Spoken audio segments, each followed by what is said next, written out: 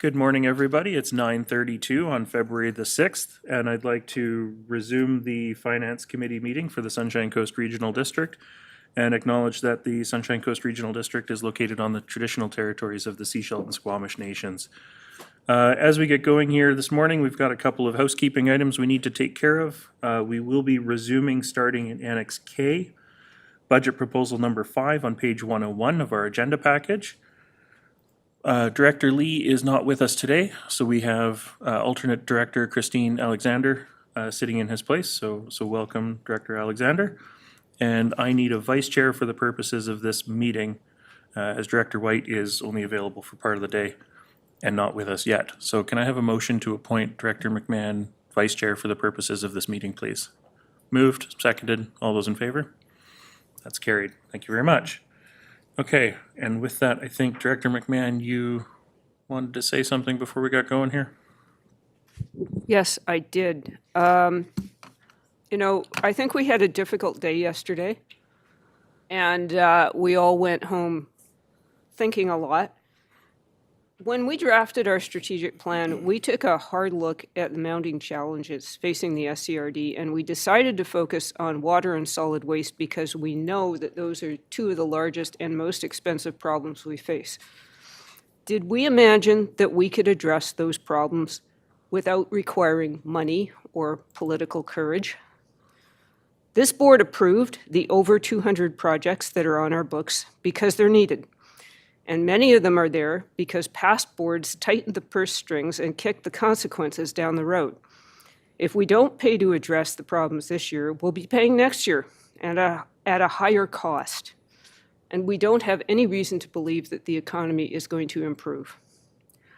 I know that we've all heard from some residents who don't want us to raise taxes, but for every email I have about holding the line on taxes, I could show you 20 emails from people demanding more services.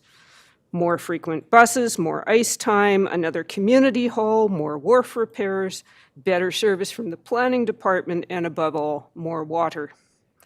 As a board, I think we need to commit to spending some money in 2024 to see if we can make significant progress on our top challenges. Then we can take stock next year after the recommendations from the organization review have been actioned and see where we stand. And there's 3 more things we can do. We can commit to pulling back on funding services that the regional district never should have taken on in the first place. We can start making cuts to non-essential services, the nice-to-have part of our budget. And we can get active, along with our residents, in lobbying senior government for better funding. Local governments in Canada are almost entirely reliant on property taxes, placing an unfair burden on low or fixed income households. In our case, we are offering a very wide array of services to only 32,000 taxpayers. UBCM, the Union of BC Municipalities, has repeatedly lobbied for long-term, predictable, stable funding for local governments to address the challenges of aging infrastructure and the increased load of responsibilities being downloaded onto us. We're politicians, and it's time to make this an election issue. Thank you. Thank you, Director McMahon. Director Gabias. Thank you, Chair. I don't have anything written down, so I'm going to wing it. But I also thought yesterday was difficult, and I got home and I thought about things really hard. I think we went down some strange roads yesterday. But it's a bit late now to rehaul budget, but I think what GM Rosenboom told me at the end of the meeting yesterday really resonated, where it's like we have to look at the projects. Like we're getting bogged down looking at what the projects entail, but we have to zoom out and look at the projects that are before us and decide which ones we're prioritizing. Let's be strategic about it, especially with water, because we have a lot going on with water. How do we put the pieces? How do we build a timeline so that we can tell with confidence to the constituents we have a plan? We're starting with volumetric billing. That's a low-hanging fruit. That's a cheaper, faster way to make a difference. Then we have Langdale Well. Let's put a pin in it. Let's look at other options. We have a little bit of leeway here, but we have to be really clear in our communications that we're doing things. So we're I think that next year, maybe round one could be this, just looking at the projects, and then round two is, this is what those projects entail, staff-wise, resources-wise. So I'm hoping that today goes better. So that's just what I want to say, like, I'm gonna try and zoom out and look at the big picture today and not try to reinvent the wheel as we go along. So, but yeah, so let's have a nice day. Thank you for that. I will ask, just before we get going here, do we have the timeline for when we're looking at doing budget debrief yet?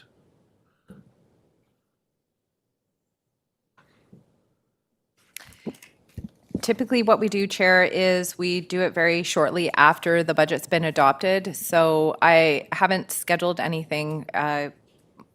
March or April would Okay. be when we'd be looking to do that. Whether or not we do it at a finance committee or committee the whole will be, I think, staff will have to come back as to options for that. Okay, thank you. Director McMahon, Did you say page 101? page 101, budget proposal number Thank you. 5. Which is in round two budget proposal for water services, 365, 366, and 367. So not seeing any other hands up, let's jump right into it. So yeah, budget proposal 5, which is 1.0 FTE for senior utility technician. Directors, any questions, comments, motions, or recommendations?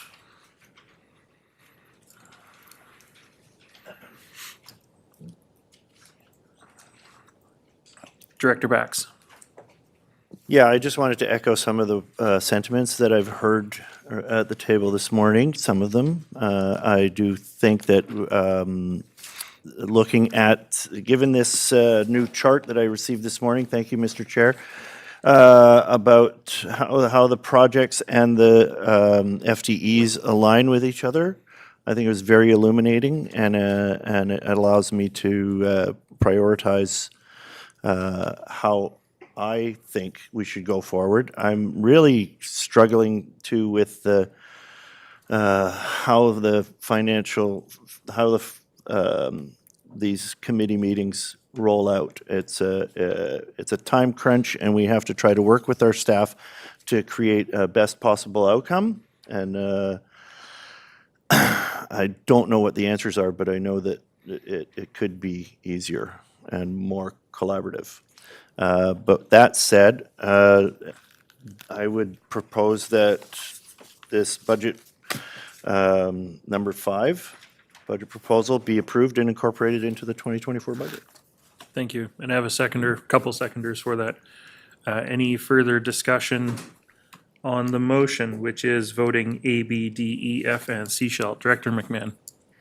Yes, this, if I get this right, it partly supports wastewater. And I've noticed how many of our wastewater projects are getting deferred because we do not seem to be able to manage them all. So I support it. Thank you. Thank you. I don't see any other hands up. I'm going to call the question. All those in favor? And opposed? And the motion's carried with myself opposed.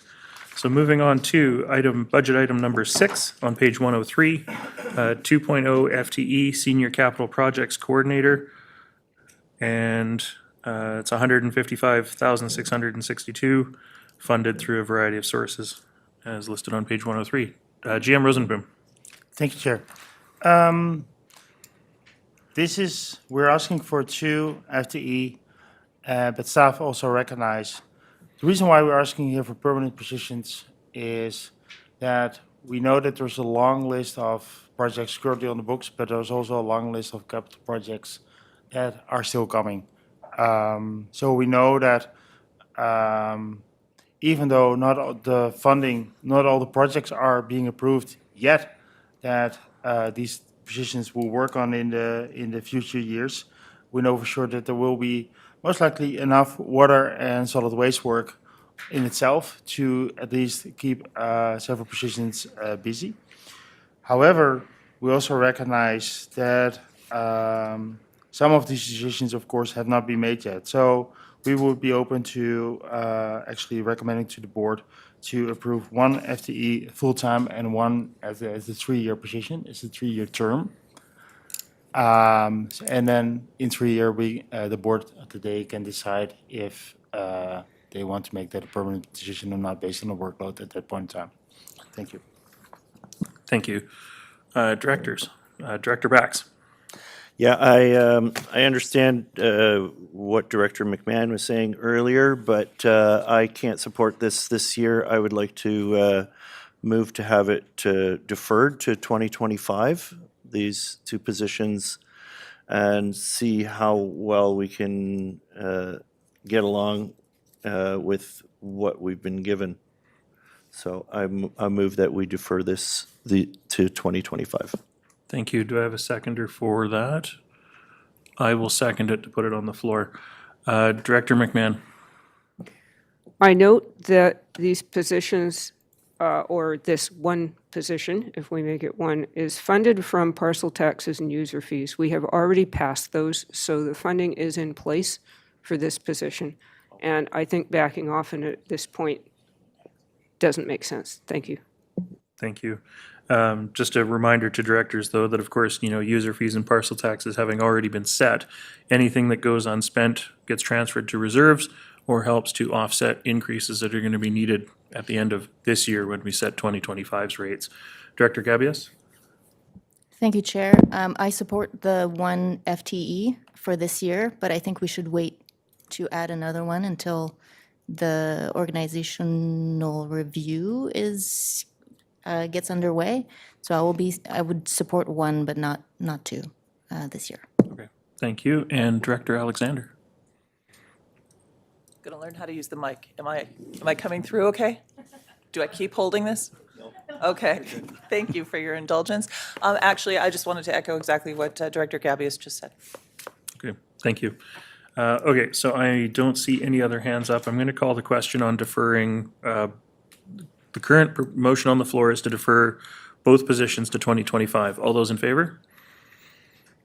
And those opposed? And that is defeated. Okay, directors, would you like to make an alternate motion? Director McMahon. Yes, I would like to propose funding one FTE position on, I believe this was a 3-year term, was suggested. So yes, I'd like to make that motion. Okay, and I have a seconder for that. Thank you. I see one other hand up. Director Gabias. So we'd be approving not a full-time permanent, we'd be approving a 3-year one? Be a full-time 3-year Three-year, term. right. Yeah. Can I ask Director McMahon the reasoning behind the 3-year term? Certainly. My logic was that I think we need to take stock after we look at the organizational review, and then we may want to revisit this. Yeah, go ahead. I'm not sure if staff can speculate on how, would it, I guess we talked about it yesterday, it is a bit harder to fill positions when it's a term position. Do they have any thoughts on this position in particular, making that one a term position? Good question.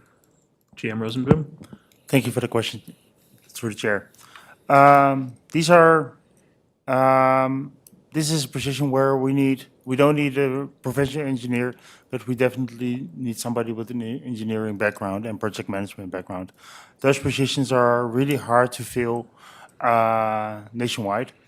And so even if approved for 3 years, it would be hard for us, not versus 2 years, for example, it would be more difficult to fill than if it would be a permanent position. Thank you. Any other questions from directors? Yeah, Director Inkster. Can I have some clarity on the motion again? Because just to know exactly. The what we're motion voting currently on the floor would be to approve 1.0 FTE Senior Capital Projects Coordinator for a 3-year term. for? Not the second one then? No. Not the second one. Yeah. Okay. I don't see any other hands up. I'm going to call the question. All those in favor? And opposed? That's carried. That's 4-3. Sorry, would those opposed like their votes recorded? Can I see the hands again, because I didn't, thank you, Director Bax, Stanford and Gabius opposed, thank you. Okay, all right. Item number 7, 1.0 FTE Capital Project Engineer on page 104. Directors, any questions or recommendations? Could I just ask for a point of order here? Oh, yes, Director White, my I'm not apologies. in the function. I am watching though, and I'm always very supportive of Director Inkster not having his camera on, but now I can't see the votes. So it would be Thank you, cool if thank he you, just turned Director his White. camera on, so Yep, we will I get was that going sorted like, out. that was 3-3. But now I realize there was someone else. Yeah, thank you. Thank you, Director White. And now you understand why I'm always harassing him to turn his camera on. Directors, any questions about budget proposal number 7 here? And Director White, my apologies. I will try to do better to notice you on the screen. Any recommendations, directors? Director Gabius? Thank you, Chair. I'd just like staff to clarify how this position, well, I guess we have the sheet here, but just a quick, how this relates to the projects that we have. And then since we've deferred Langdale Well expansion to next year, are there any impacts on this position? I guess I should look at the map first. Thank you. GM Rosenboom? Thank you for the question. The reason why we're asking for the creation of a new position, the capital project engineer, we used to have one for a short period of time, however the person left the organization, is that for some of our projects, we need an in-house engineer to sign off on works and to be able to review drawings, design drawings from consultants to make sure that they actually work. And we currently have 2 engineers on staff within this team, and they're both nearing their retirement date. And I'm very concerned that if those would both retire, that we don't have any in the in-house engineers which would to work on these projects, which would be a risk to the organization. So instead of asking, that's why there is an engineer asked instead of a coordinator, because I think there's a benefit to it. There's a risk to the organization if we would not have an in-house engineer involved in a lot of these projects. In terms of the relationship with the Langdale Wellfield project, the permitting and the final design is still on the books for this year. And this would be a position that would, for example, be involved in the design phase to make sure that design that's primarily completed by a consultant is actually meeting our specifications and is engineered to an appropriate standard. So that's why the AP itself has a low impact on this team. The AP, in terms of staff capacity, would primarily be legislative and communication, and there will be only some outreach materials and maybe an information meeting from where technical staff would be involved, and the rest is primarily legislative and communication. Thank you. Thank you. Director Back. Oh, Manager Walkie. Can I just add to General Manager Rosenboom's comments? As I mentioned yesterday, the capital project engineer is the leader of the team. They lead the projects. The coordinators do the work of coordinating the work and doing the paperwork and doing the inspections, that type of a thing. But this is one of the leaders. So if you want more projects to start off and have leaders, this is that position. Thank you. Director Bax. So the capital project engineer would be supervising the senior utilities technician, and or is it the other way around? How is that? Thank you, Chair. I'm the boss of the senior technician who works on the crew. They're the operations side of the projects. And then, so the capital projects engineer is the boss of the coordinators that we just went through in the last budget proposal, the project coordinators. So the project engineers and the project coordinators work together to get the projects done. The senior technician provides information from the operations point of view, contributing to the project. So I said yesterday, you know, the senior technician will say we want this type of monitor, or we need this type of pump, or we need it to go over here, and the project team builds builds the actual project. So the engineer is responsible for the project. The coordinators coordinate the work in the project, and the senior technician contributes operations information into the project. Follow-up? Go ahead. Yeah, so what I'm concerned about is that we've approved a senior utilities technician, and we have already, within our organization, we have a senior coordinator of capital projects. Do we have someone that fills that role, and a senior, because if we were to defer this position, the senior utilities technician would still be able to do their job under some guidance. Is that correct? May I interject here? I think there are two sides of the house. We have a group which is responsible for day-to-day operations of our infrastructure. That's where also the senior utility operations technician is housed, because the purpose of that position is to provide input in the capital projects team, which is led currently by acting manager Waldorf, who is actually making sure that new projects are developed and implemented and constructed. That's where we have our capital projects coordinators and our capital projects engineers and managers work on those projects. If we don't have managers working on projects, there's a lesser need for also a senior operations technician to be involved in project, because there's less work. So in a way, they go hand in hand. If there's less projects, if there's less capital projects staff to manage projects, they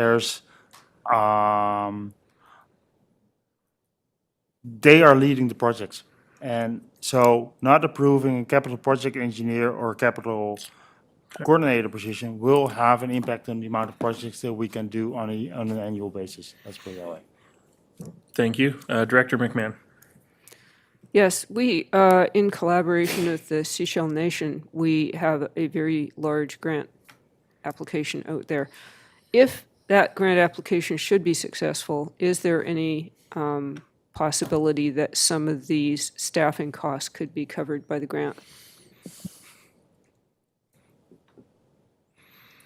Thank you. In the application that was in the funding request made by the Seychelles Nation to the province for the feasibility study, there was a $100,000 or $250,000 portion for the SRD for our capacity within the lower ground project, but that has not been approved yet. Go ahead. All right. Given that this again comes from parcel taxes and user fees, and given that it needs to be a permanent position, if we expect this person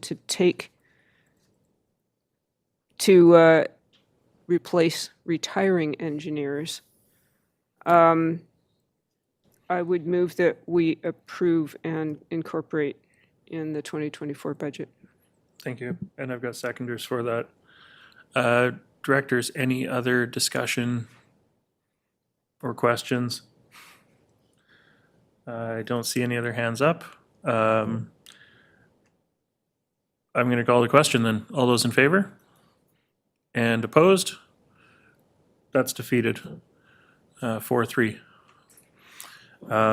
Would directors like to make another recommendation? Director Bax? Perhaps to defer it? Yes. I would move that we defer this until 2025. Thank you. And I've got a seconder for that. Is there any other discussion before I call this motion? All those in favor? And those opposed? Motion is carried. Directors McMahon, Gabius, and Stamford opposed. Okay, item number 9 on page 105, Fire Flow Action Plan. $250,000 funded from operating reserves. As this is a new item, and I think we all understand the context of it, but I'll just look to staff to see if there's anything they wanted to add to the description that's here on this particular project. No? Thank you. Director McMahon? Yes, we had a number of people in the boardroom recently to tell us that this is important. So, and it is funded from reserves. So I would like to move that we incorporate this into the 2024 budget. Thank you, and I've got a seconder for that. Director Bax. Yeah, I recognize the importance of this. Now, there's no FTEs attached to this, so this is going to be carried on the shoulders of so can I get some explanation? I don't see an FTE In attached. fact, at the bottom of page 106. it Okay, says that the sorry. Services engineer position would I be was required. wondering why. Approval of this, okay, and did we not approve that? That's the next one on the I list. see, okay. Because usually the format of these things is, it shows FTEs in that language, and it does you. not in this particular instance. Thank you. Any other questions or discussion? If not, I will call the question. All those in favor? And that is carried unanimously. Thank you very much. Moving on to item number 10 on page 107, 1.0 FTE for utility services engineer, which is a new ask as well. It's a prorated position for 2024, funded from user fees. Director McMahon. Yes, we just approved the project, so we better approve the person to carry it out, as was already pointed out. So I would like to move this be approved and incorporated in 2024 budget. And I've got seconders for that. Thank you very much. Any other comments, discussion on the recommendation on the floor? If not, I will call the question. All those in favor? And that's carried. Thank you very much. And that takes us to the end of that annex. That is the end of Annex K. So now we move into Annex L. As I change all of my pages. Annex L, which is voting all directors, which is on page 110, environmental technician 1.0 FTE. Funded from user fees, reserves of a variety of services.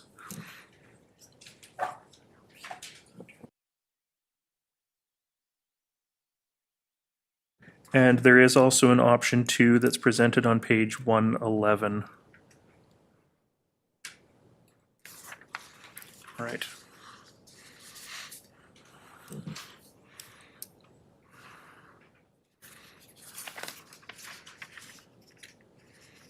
Director Gabius. Thank you, Chair. If I'm not mistaken, there's more than one monitoring staffing asks this year. Am I correct? There's the environmental one and there's another, is there not another monitoring technician anywhere? Is that the only one? There is, thank you for the question.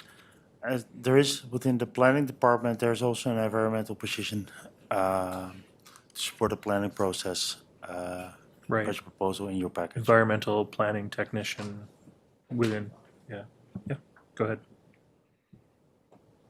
Any synergies between the two, or they're completely different?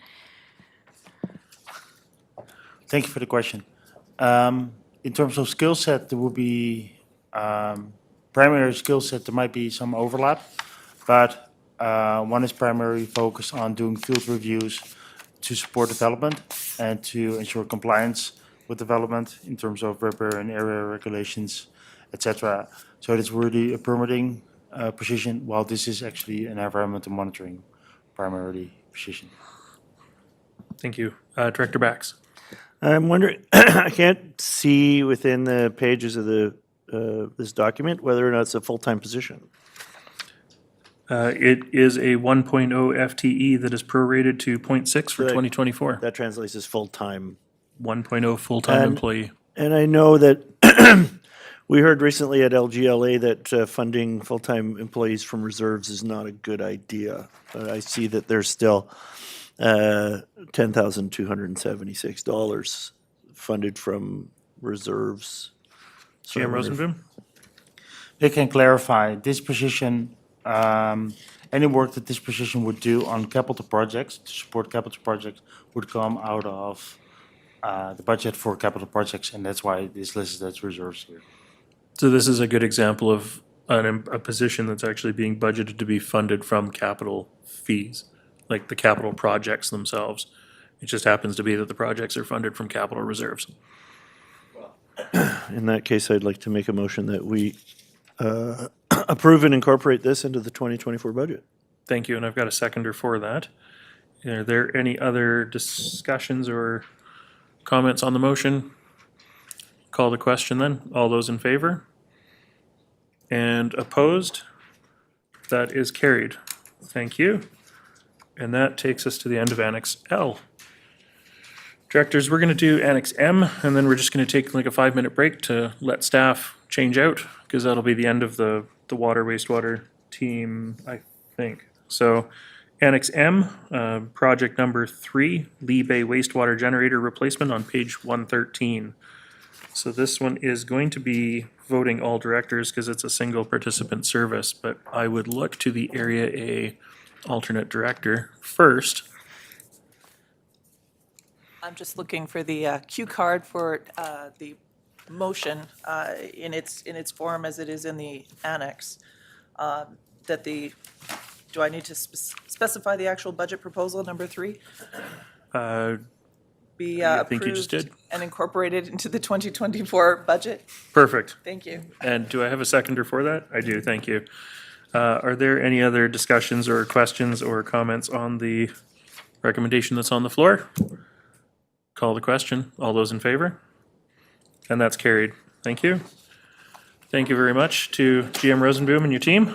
We're just going to take a 5-minute break to reset the staffing.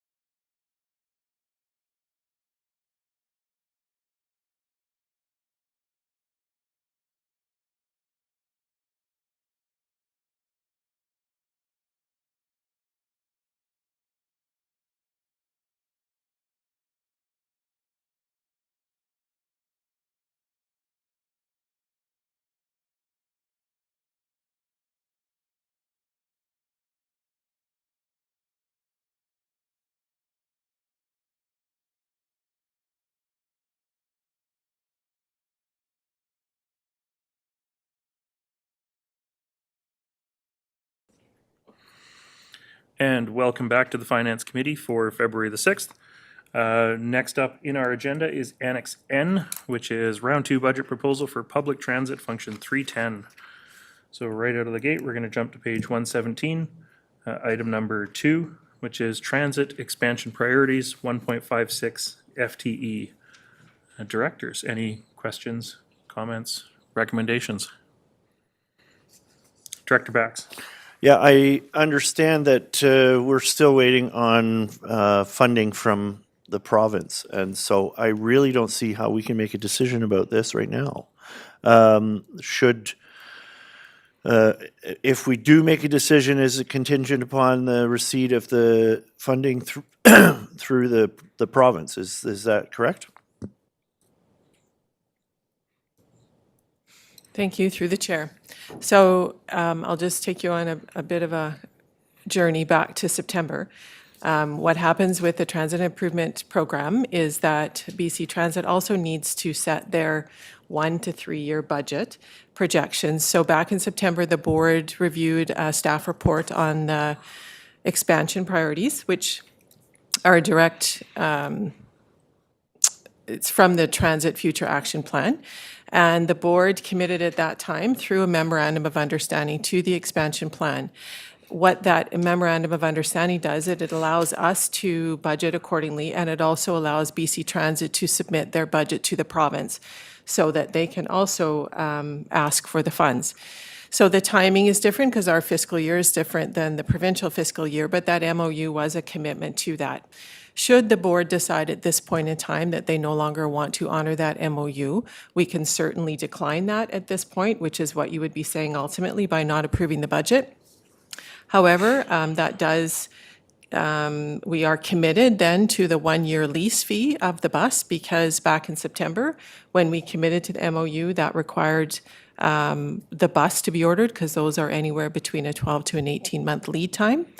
And the annual bus fee is approximately, the annual bus lease will be approximately $30,000, I think. So that is the risk of not continuing to approve the expansion at this point. The provincial budget is set to be announced, I believe, on the 23rd of February, but our budget will be adopted by that time. Thank you. Thank you. Director McMahon. Yes, we've been asking the province for expansion funding now for several years. And we know that the largest barrier to people using our transit system is the infrequency of service. So I think we would be ill-advised to change our direction suddenly at the last minute. Therefore, I would like to move that we approve transit expansion priorities and incorporate in the 2024 budget. Thank you, and I've got seconders for that. Director Gabias? I was going to do what Director McMahon did, but yes, I am in support of this. We need to get cars off the road. We need to serve our people better, especially with Handy Dart. So I'm all in favor of this, and I hope the province meets us on that. Thank you. I guess my only comment is that at this point for 2024, if BC Transit doesn't come forward with their approvals, we're on the hook for just the 2024 portion prorating. Is that generally correct, CFO? So what would occur is we would put this in the budget and we would await word back from BC Transit. In the past, we have received word back through the province to BC Transit that funding was not approved. So it just essentially generated a surplus because the portion wasn't actioned. So I don't believe we'd be on the hook for the infrastructure related to that because the whole expansion is not going forward. Okay, thank you. Director Inkster. Yeah, thank you, Chair. I talk about transit almost as much as away from water and waste almost as much as I side talk about rec facilities. So I have to support this, but I'm wondering when we will get another, because I haven't looked at the agenda closely Thursday yet, just saying that in case it's there, when we will get another transit update from staff. we just introduced, I'm asking Chair because we just introduced the pay system, which will continue to modernize and include, I'm hoping, credit card and bank card taps in the next while. So I'm just hoping to, I'll support this, but I just want to take the opportunity to ask when we'll get more information on what's happening with transit. Thanks. Thank you, and thank you for the question through the chair. So you will get quarterly updates on transit through our quarterly report, which I believe the Q4 of 2023 is set to come before the board at the second COW in February. So there'll be an update there, but if that's only for 2023. And then you'll get your next quarterly update thereafter. We will be in front of the board with a custom transit review report we're hoping in March. I believe we were committed to the end of Q1 or early Q2 for that. And then we'll be in front of the board again for our transit improvement planning for 2025 in the spring. So we are in front of you on a regular basis. In terms of reporting on UMO and the the electronic fare system, we won't have any information on that until probably Q2 because it just started in January. I will take this opportunity, Chair, if I may. The board had asked for staff to work with BC Transit to investigate whether or not through UMO we could create a methodology by which to track youth ridership. And so we are working with BC Transit to create a separate code for youth passes versus senior passes.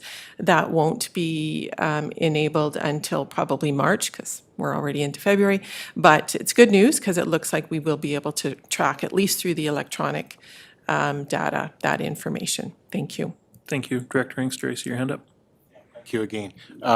Thank you for saying you'll be in front of us 3 times. I get to ask 3 times as many questions. I'm sure you're happy about that. Will BC Transit, the representative from BC Transit, be at any one of those meetings like they were last year? Go ahead.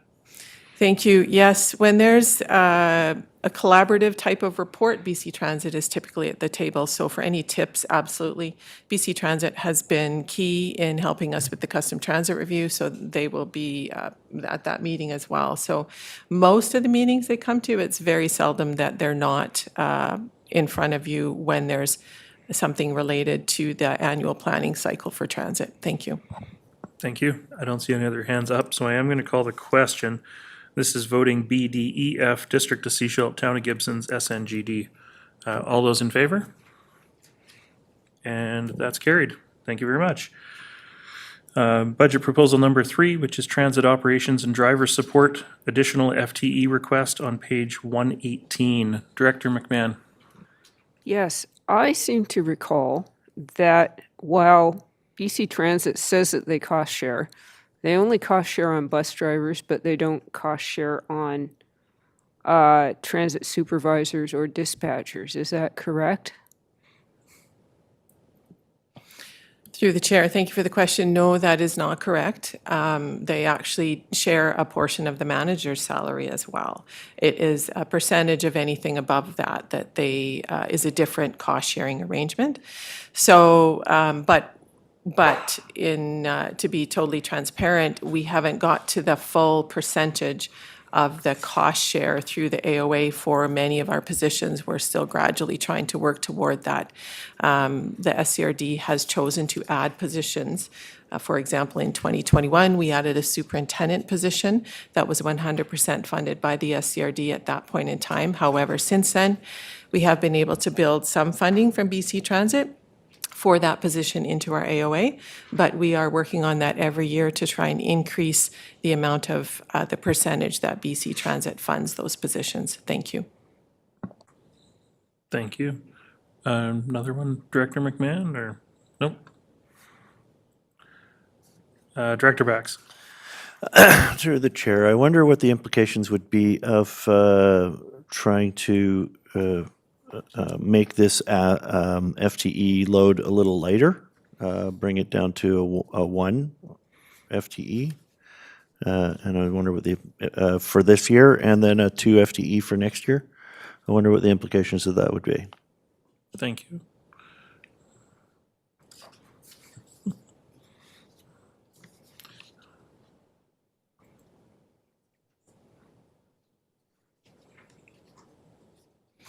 Thank you.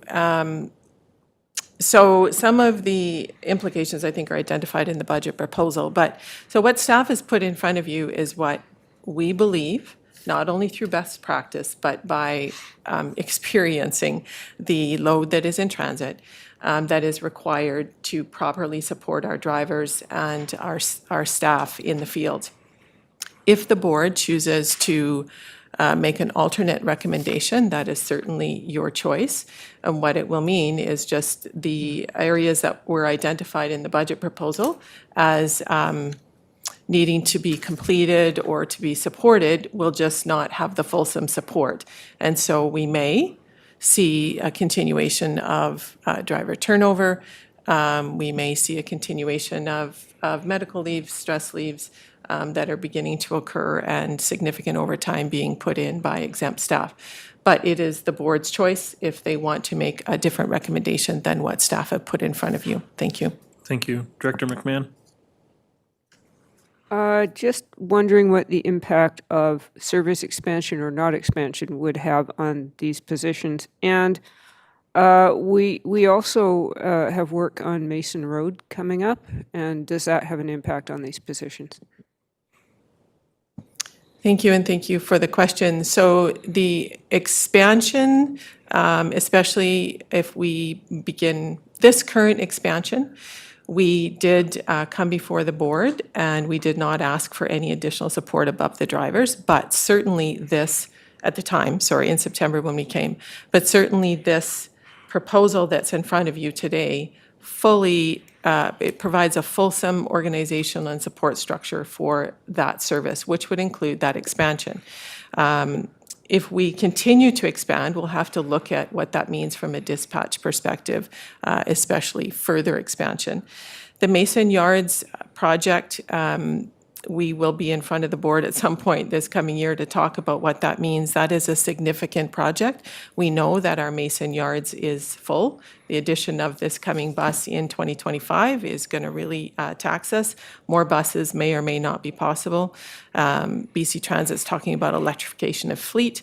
We have a bus shelter program that we haven't completed yet. So we have a corporate fleet strategy that we haven't started yet, but have in the works. So there's a lot of work. And what this proposal is trying to do is pull the manager more out of operations so that they can actually begin to do some of these strategic plans as well. So thank you for the opportunity to provide more information on what sits in the works. Thank you.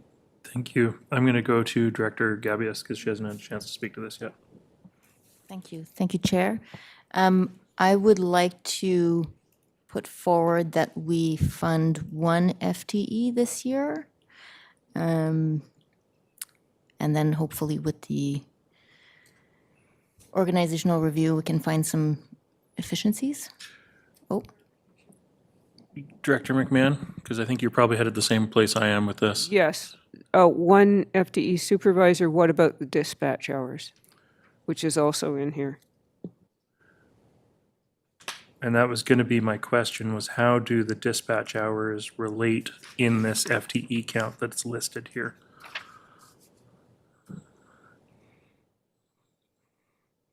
Thank you for the question. So I'm just going to my detailed planning sheet.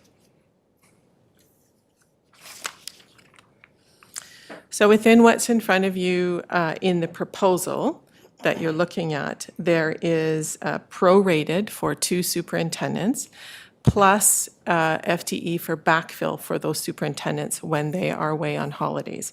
So at the end of the day, when it's fully staffed with those 2 superintendents plus backfill, that equates to 2.53 FTE.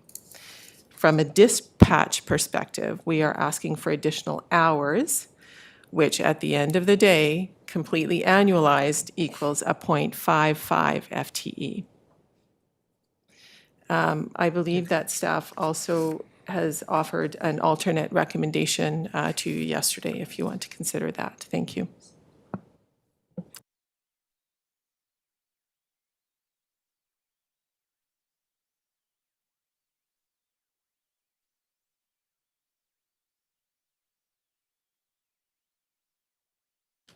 Director McMahon, I saw your hand up. Yes, I'm looking for a page. You can ignore me for a Okay, minute. Director Bax? Now, I have a question about hiring bus drivers. So I see in these FTE asks in this part of our budget, I don't see any bus drivers.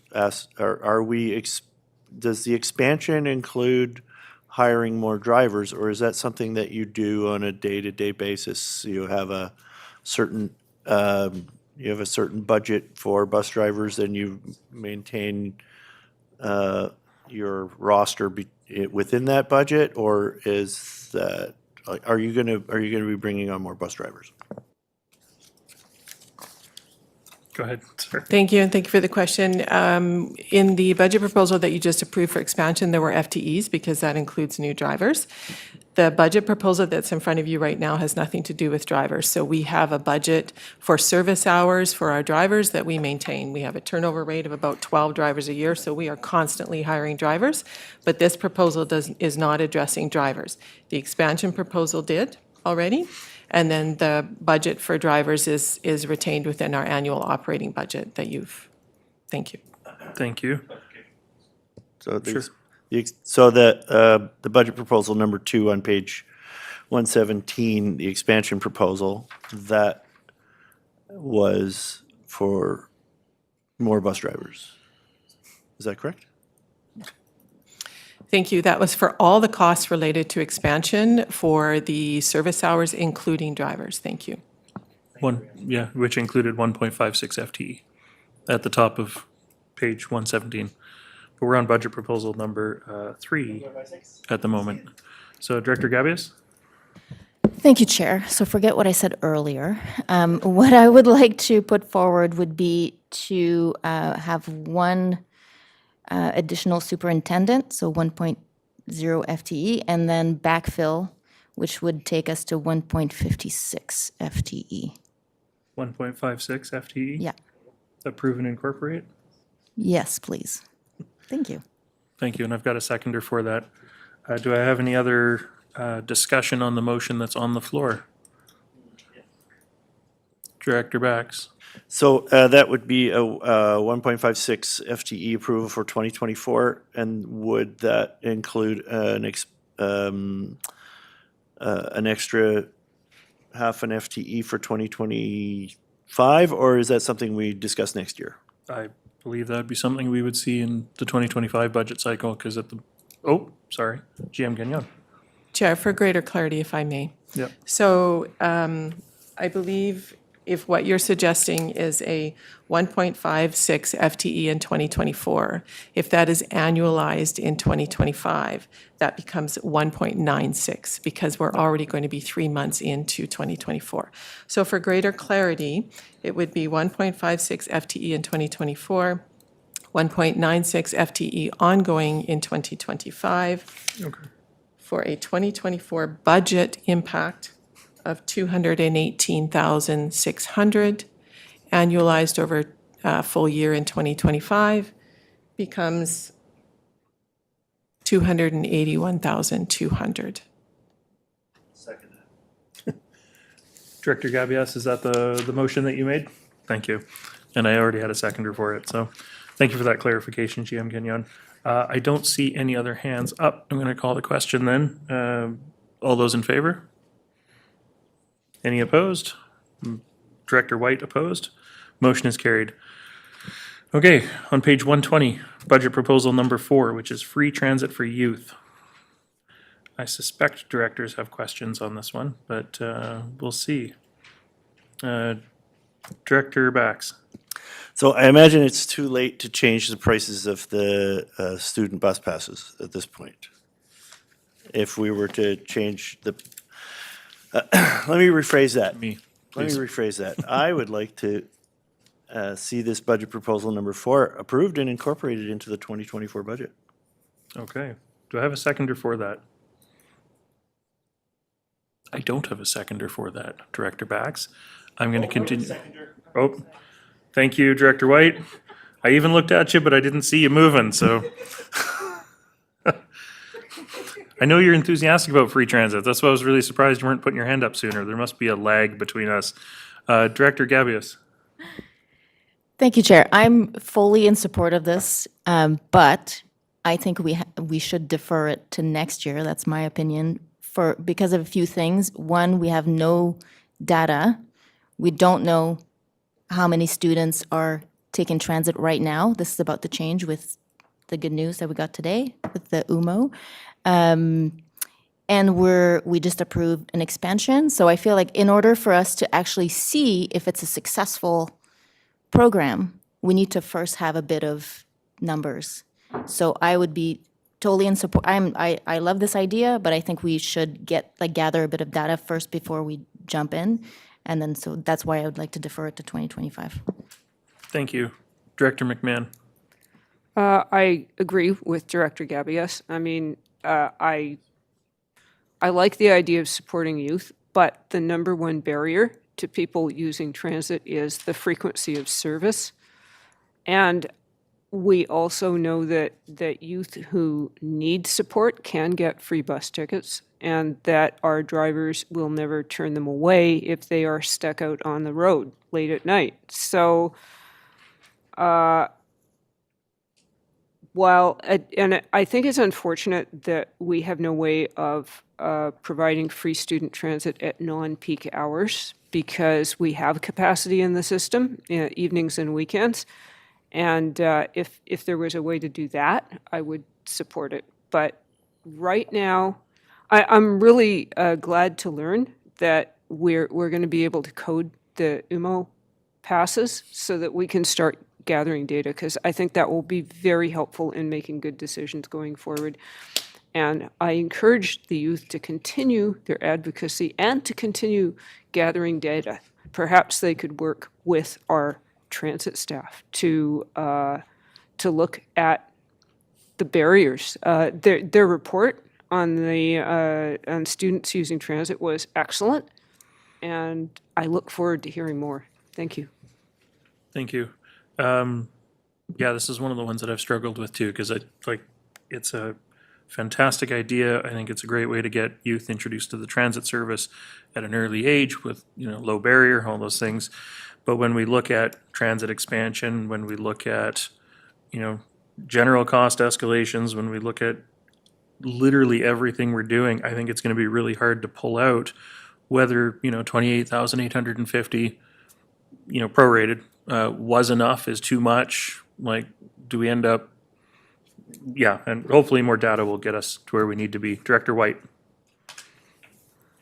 Yeah, I support what directors are saying on this, but I also do support this motion too. I heard the phrase "jump in" used by one director, and I think we are going to need to take leadership on this issue and jump in at some point.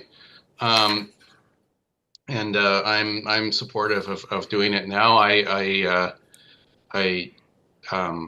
glad to hear directors are interested in doing this after we collect data. It's really unfortunate that we don't have data right now, but I also feel that based on the survey, based on what Director McMahon was saying about the confidence we have that many youth in need are actually not providing revenue to the system right now.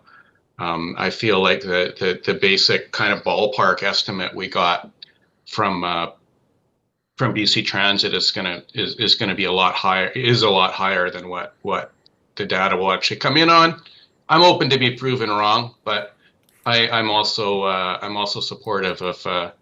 I think we take risks all the time. We take risks whenever we put forward, support proposals, and unfortunately, sometimes they end up on our carry forward list 2 years later. They don't end up happening for various reasons. So I'm supportive of taking a risk on this because I think it's not a big risk by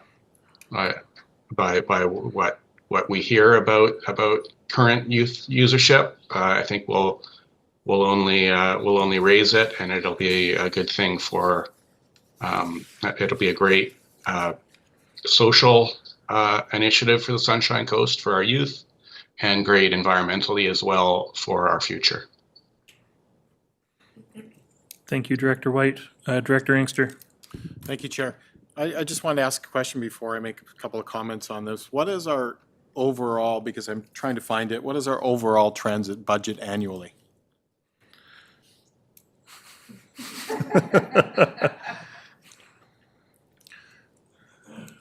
a very Well, good- you ordered lunch, so I can wait. That's fair, Yeah, Director Inkster. yeah. I don't know that you're going to get a penny rounded figure at this I time, need but penny. let's see Yeah. if My bank account's not rounded, so I can wait. Yeah. I guess I should ask, is it something that could come to you at a later point, or is it germane to how you want to vote on this recommendation? Thanks for asking. It's not germane to how I want to vote. It's part of my point. Okay. Yeah, thanks. Oh, GM Gagnon. Yeah, I have it written in my little black book because good. my brain doesn't hold the information it used to. So in terms of total annual expenditures, about 6.4 million, of which we get about $700,000 of fare revenue, and then we have about $3.4 million of tax support, and the rest comes through BC Transit. Thank you.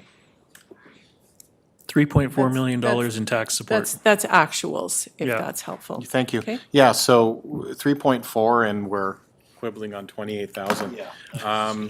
So that's part of the reason why I think we should support this. Like has been mentioned previously, it will have, I think it's an inclusion thing for our youth to get them to easily move around. Think about inclusion and our youth being able to safely move throughout our bus serviced communities on the Sunshine Coast, and to safely access the buses at night when they need to move, but also to maybe get from a situation that they don't want to be in any longer. So we need to consider that. And hey, it's also good for the environment. We all know that. Let's get people off the roads. Let's get those GHGs down. And it also maybe will keep my L driver off the road. That was just a joke, but it'll save me some gas too, I guess. Until I get an electric, yes. But there's a lot of reasons why I think we need to support this and have the kids safely more travel, get out of their own cars. This is also about reforming habits. In the city, many people ride transit. That's probably because of the availability. I remember when I first came here, there was really no buses. Paul River had them. It's getting better and better. We're recreating habits for bus ridership, starting when they're young. Thanks. Thank you, Director Inkster. Director Bax.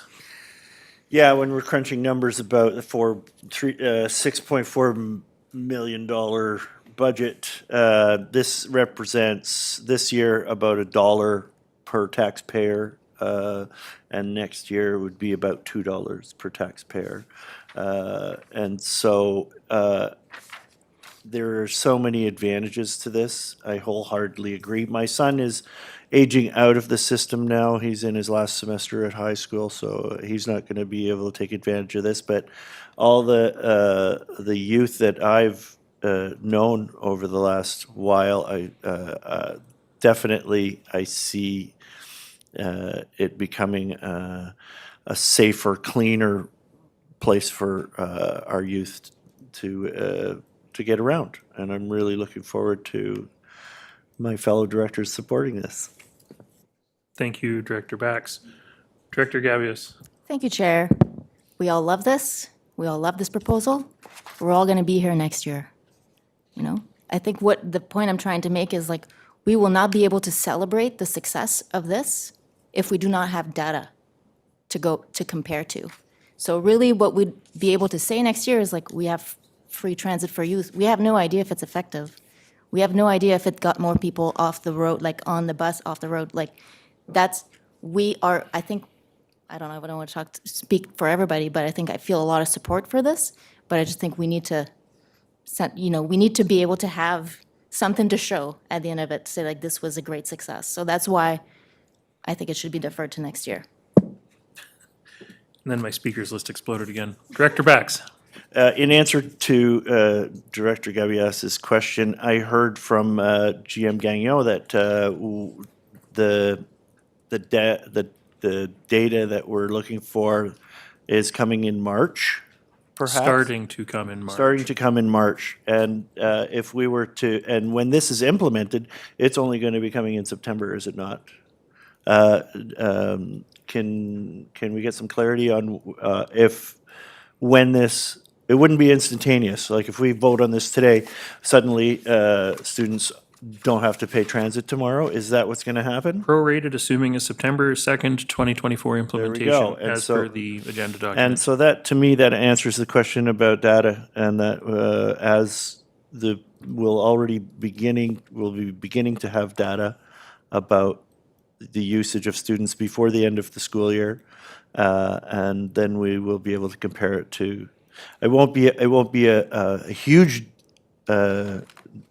data, but we can extrapolate from the information that we get in the last couple of months of the school year to separate them from the seniors. And so I don't see the reason to delay. Thank you, Director Bax. I'm going to go to Director Stamford because she hasn't spoken on this yet. Thank you, Chair.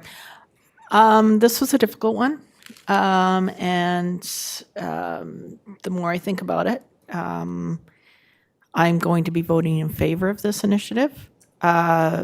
Its data is part of this, but there's a lot of things that we move forward on that we're not requiring data, and maybe this is one of those things that data or no data or usage or no usage or limited usage, it still sends an important message for a longer term win.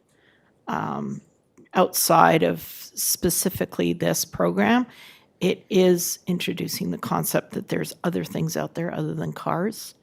There are psychological differences when, even though you do need a bus ride, and you can afford it, you know you can get on that bus, they won't turn you away, but there is a certain amount of bravery to get on the bus and not pay. There is explanations not required, but they're given. I think for the amount of money that we're looking at in this, I think it's worth taking a move forward on something that's beyond data. Thank you. Thank you. I'm going to go to Director Inkster and then Director White, and then I'm hoping we can wrap up the conversation. Director Yeah, Inkster. just, thank you, Chair. Just clarity on the data issue. Are we trying to determine what the numbers of new users there are, if in fact we make it free, versus the fact that we're not collecting the monthly passes and jump-on fares? Is that what we're comparing to? That's that whole data collection just through you. If you know, you can let me know, and/or through to staff to see the data piece. Because as that's pondered, just consider those that are asking for data. Just consider in your mind that when we look at the environment and we talk about benefits to the planet of the things we're doing, and the people that don't want us to create those benefits ask us for data. Consider that.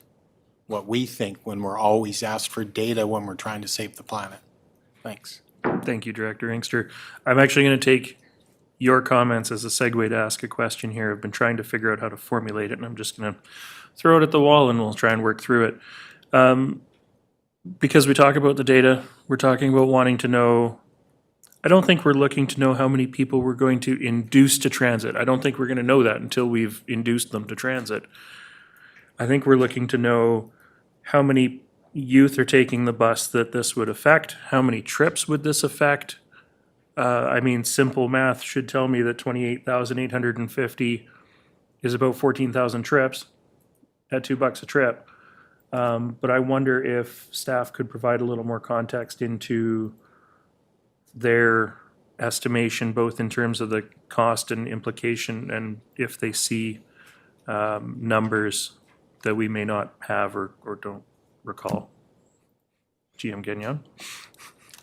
Thank you. I'll give you an answer. I'm not sure if it answers the question. So because up until March now, we have been unable to distinguish between a youth rider and a senior rider because they are the same cost. There were many assumptions that were made when trying to analyze what the impact of providing free ridership to youth would be, to be able to put a number before you in the budget. So the number in front of you is based on assumptions, not on actual data. So what UMO will provide us is data for those youth that purchase a pass. It still will not provide us data on youth that come on the bus and pay a $2 fee or have a ticket. Those that we won't be able to distinguish because that's going to be the same general fare. So there will still be assumptions that we will bring into the mix when we look at being able to provide you fulsome data on ridership, just like adults, same sort of thing, right? But we will, with Next Ride, we're also able to see where we have people getting off and on, not necessarily youth, but we know where a close stop is to a school. So we'll be able to take that into consideration as well when we start to formulate data.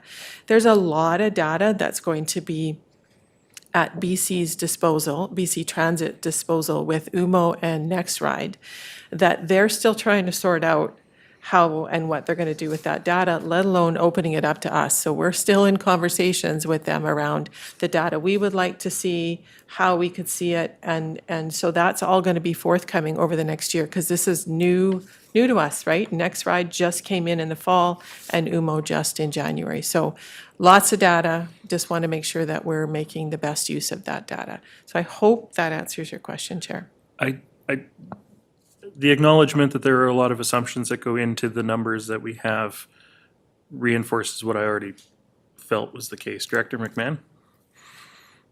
When we create projects or we make initiatives, we need to be able to figure out if they were successful. I think that's critical. We are hoping that this would be a very successful initiative, and if so, we need to be able to prove it, to show the success of our transit system, to tell a good news story. And if we put it in now, we'll be guessing on top of the guesses that we already have. So again, mostly very supportive, but not this year. Thank you. Thank you. And just I wanted to comment, because one of the directors had made a comment about, this being really a rounding error when you talk about the size of the budget for transit, in that it's only 28,850 for the prorated amount, but then it does jump up to 86,500 estimated using assumptions. So could be more, could be less. We really don't know at this point. So Director White? Oh, yeah, okay, lower hand, there we go. Oh, so on the data, there is so much data we can bog ourselves down with. And it's helpful, definitely. However, I think that the most important data to be able to convey publicly and to be able to take pride in will be how many students are using this free transit system. And that we will have. We will also be collecting data starting in March as that's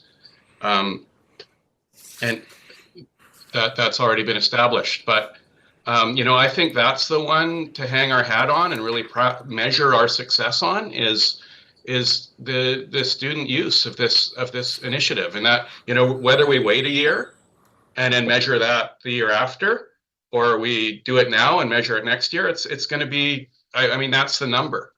That's the number that I think we should be concerned about and proud of and looking at in terms of measuring the success of this program. That's not going to change. In addition to this, I want to touch on a completely different aspect connected to this, which is provincial advocacy, and that I don't think we should waver at all on the Sunshine Coast in a strong position that this should be provincially funded. That ultimately we would like to see the province extend the support for under 12 to under 18, or 12 and under to 18 and under. I also think, I think about strategy of advocacy all the time. We're working on a meeting at AVICC for hopefully Kale Reed is going to be joining us as a representative on council, hopefully to meet with the premier about this, because that's how big this issue is. I think it should be, I want to see it in a next election platform. And I also think that there are some cases where local governments can accept downloading, and it's not helpful to advocacy that way. If we kind of go, okay, we'll just pay for it ourselves. This isn't a case like this. This is a case where we can show the provincial government we recognize the importance of this issue. We recognize the gravity of it. We recognize that youth. We've had a youth representative program in Gibson's for 5 years now, and they actually don't ask for a lot. They're not one of our most demanding constituents, and yet they are some of our most vulnerable and important constituents in our community. And this is what they've identified as the one thing that they'd really like to see happen locally in the past 5 years. So I think if we show that we support this and we're taking leadership at the local level, it makes for a really strong argument to take to the province and get some support for this going forward, just like they've supported transit for 12 and under. Thank you, Director White. I don't see any other hands up. I guess I better call the question. Sorry, Director Gabius? Yes, the motion is on the floor, which would be to approve and incorporate. You know what? I've been thinking about something here, and I'm going to take a stab at an amendment to this motion. I worry about the number that we're associating here from taxation, whether it's too much, not enough, whether we're totally out to lunch, if we're going to come in at $10,000 or $100,000. I'd actually like to change the taxation to funded from operating reserves for 2024 only. And so that gets us started. That gets us collecting the data. That gets us into the transition period. By the time we come to budget 2025, we actually know what the cost implication is going to be. So I'm going to make that motion as an amendment. Director Inkster, you're seconding? Yes, does this get the chair's support? Thank you, Director Inkster. In fact, I am more in favor of moving forward if we're not taxing for an experiment. So this gets your support? Yes. Okay, then of course I'm seconding it. Thank you. I can count votes. Director White? I strongly support this amendment. I've always, going back when the students first brought this forward and I wasn't on the board, I've always supported the concept of having a trial or a pilot in part to collect data. And I think, if this implies that we would be funding this for reserves and then reviewing the data, that works too. I think that's a rational way to go, and I'm confident that once we do that, we'll determine this is a great program and keep it going. Thank you. I don't see any other hands up, so I'm going to call the question on the amendment. All those in favor? Any opposed? Motion's carried. So now we have the amended motion on the floor. Any further discussion? I will call the question. All those in favor? And opposed? Director McMahon opposed? Motion is carried. Thank you. Okay, and that takes us to the end of transit. Thank you very much. Now Shelley's not hiring that driver. And that was the driver for West Seashell. Next up, we have Annex O, which is round 2 budget proposal for ports services. And so this is voting B, D, E, and F. We've got budget proposal number 2 on page 122, major capital projects. Directors, any questions, comments, recommendations? Director McMahon? Is this one of the ones we were looking at funding from Community Works funds? I'm seeing some head nodding here, so. Thank you. Director McMahon, are you? All right, there was a suggestion here. I just have to. Yep, recommendation samples. It was part of the Annex B section of the recommendations sheet. Right. Item number 2 says page 10, port services, major capital projects. Would be one of the ones that we could fund Yeah, from. I'm interested in the option 2, which was to fund from Community Works funds on the basis of allocation that's in the ports bylaw, which would be electoral B 21%, D 17%, E 12%, F 50%. Page number, Director McMahon? I don't have a page number for this. The samples. Yeah, sorry. But I'm interested to hear from the other directors how you feel about that. One moment, please, while we get ourselves organized on our papers. Thank you. Yep. Bottom of that recommendations page. Director Stanford. That was the recommendation I was looking at, was option B. And I can make a motion to that, I think.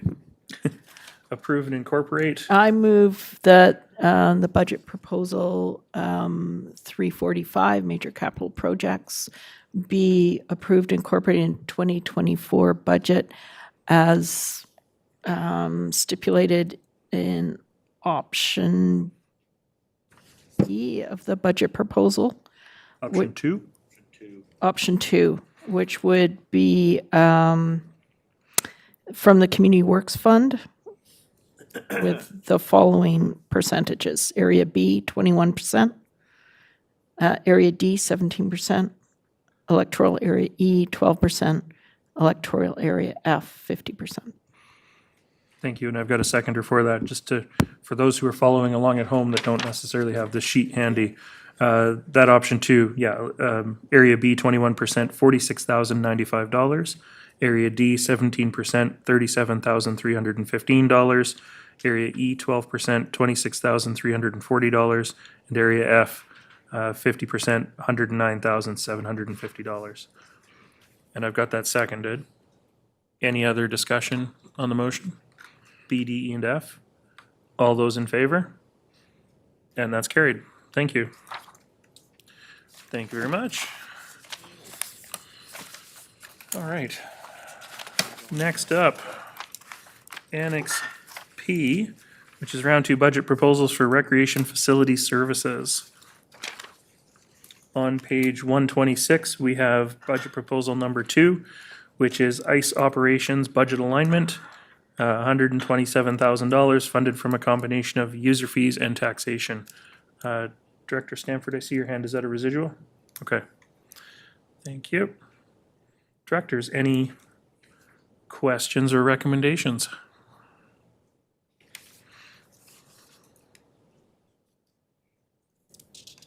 Director McMahon. Sure. User fees. I seem to remember that we had somewhere in the pipeline a review of our user fees for recreation facilities. So I assume that this budget amount is based on our current user fee schedule. Is that correct? Thank you, Chair. Through the question, you are correct. This budget proposal in front of you is based on current user fees. There is no proposed user fee review on the service plan for 2024. Okay. Director Bax. I should have brought this up before. We had people moving around with their chairs. I would ask for a 5-minute recess I see that this will most likely bring us, this next round will most likely bring us all the way till noon, and we did want to do a little in-camera just before noon as well. We can have it just after lunch as well. We've only had a 1 5-minute break so far this morning. I'd like another 5-minute break, please. Okay, we'll take a 5-minute break.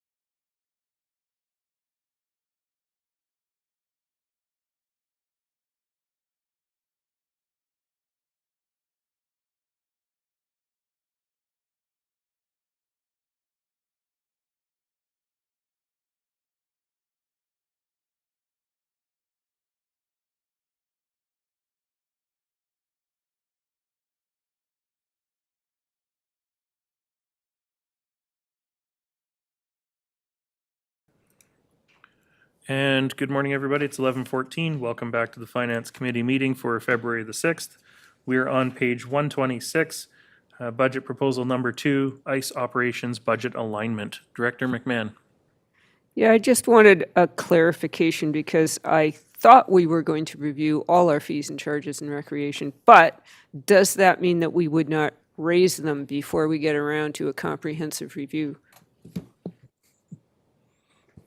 Thank you, Chair. Thank you for the opportunity to provide clarification. You are correct. In past meetings, we've talked about a wholesome review of our fees and charges in terms of why are the definitions the way they are? How do we get to those rates? How do rates and subsidizations compare to one another? That is not on the work plan, the upcoming work plan anyways for 2024. However, as per our financial sustainability policy, we are to be reviewing our fees and charges annually. So staff is in the process of pulling together some information to contemplate a fee increase simply based on inflation for the year. And we have had conversations with our user groups over the past year about the possibility of this coming forward, because I believe the last time we had a fee increase in recreation was 2015. Thank you. Thank you. It's a long time between reviews for sure. Any other questions, directors? Director Bax.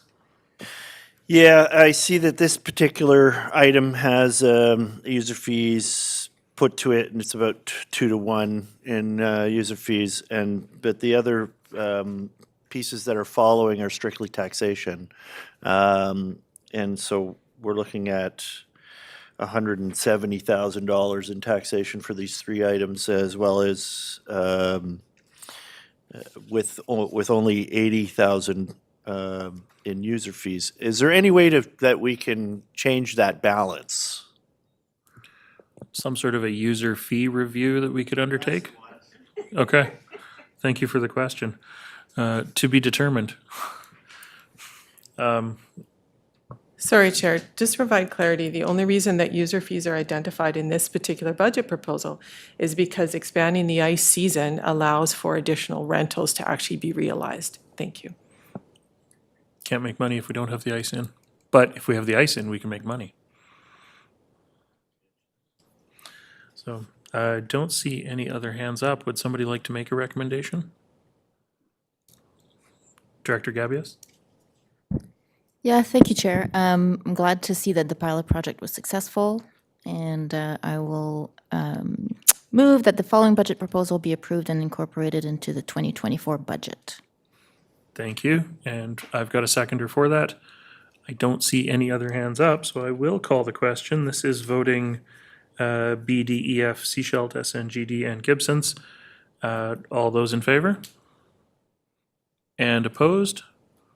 Motion's carried. Thank you. Page 127, budget proposal number 3, Gibson's and Area Community Center facility upgrades, junior hockey, SCRD project leadership. 63,515 funded from taxation, which includes 0.38 one-time FTE. Directors, any questions? The Junior Hockey Society is looking to undertake a substantial amount of work in our facility. So we're getting quite the value proposition out of the work that they're doing here. Director McMahon? Well, we have already committed to this hockey project. There are an awful lot of unknowns about what the long-term impact is going to be on our facilities. But this is a one-time 2024 position, and I guess we better do it. So I'm going to move that we approve and incorporate it into 2024 budget. Thank you. And do I have a seconder for that? Thank you, Director Inkster. Any other discussion or comments from directors? I will call the question then. All those in favor? And opposed? Director Bax opposed? Motion's carried. Director Inkster? Thanks. I mean, we'll see if it's one time, right? Thank you. And for sure, lots of work to do. And moving on to page 129, item number 4, Sunshine Coast Arena water well investigation. $63,000 being proposed to be funded from taxation. It does say here that this is a project that the board may wish to defer to a future year until the facility needs assessment is completed. Just before I go to my directors with hands up, I'm going to ask, remind me when we think we might have the facility needs assessment completed? Thank you, Chair. So that budget proposal was reviewed in R1. So we anticipate launching that project in Q3 of 2024, and it will take us into 2025. So I don't anticipate having a report back in front of the board until late 2025. Thank you. Thank you. So this would basically be to defer it to 2026 budget cycle, should directors wish. Director McMahon. Yeah, there are a lot of uncertainties here. It's a little frustrating too that we have no real information about this well, like what was the volume and what was the quality of the water or anything else. But given all the other things going on, I think that I would like to move that we defer this to the 2026 budget. And I've got a seconder for that. Director Gabius, I see your hand up.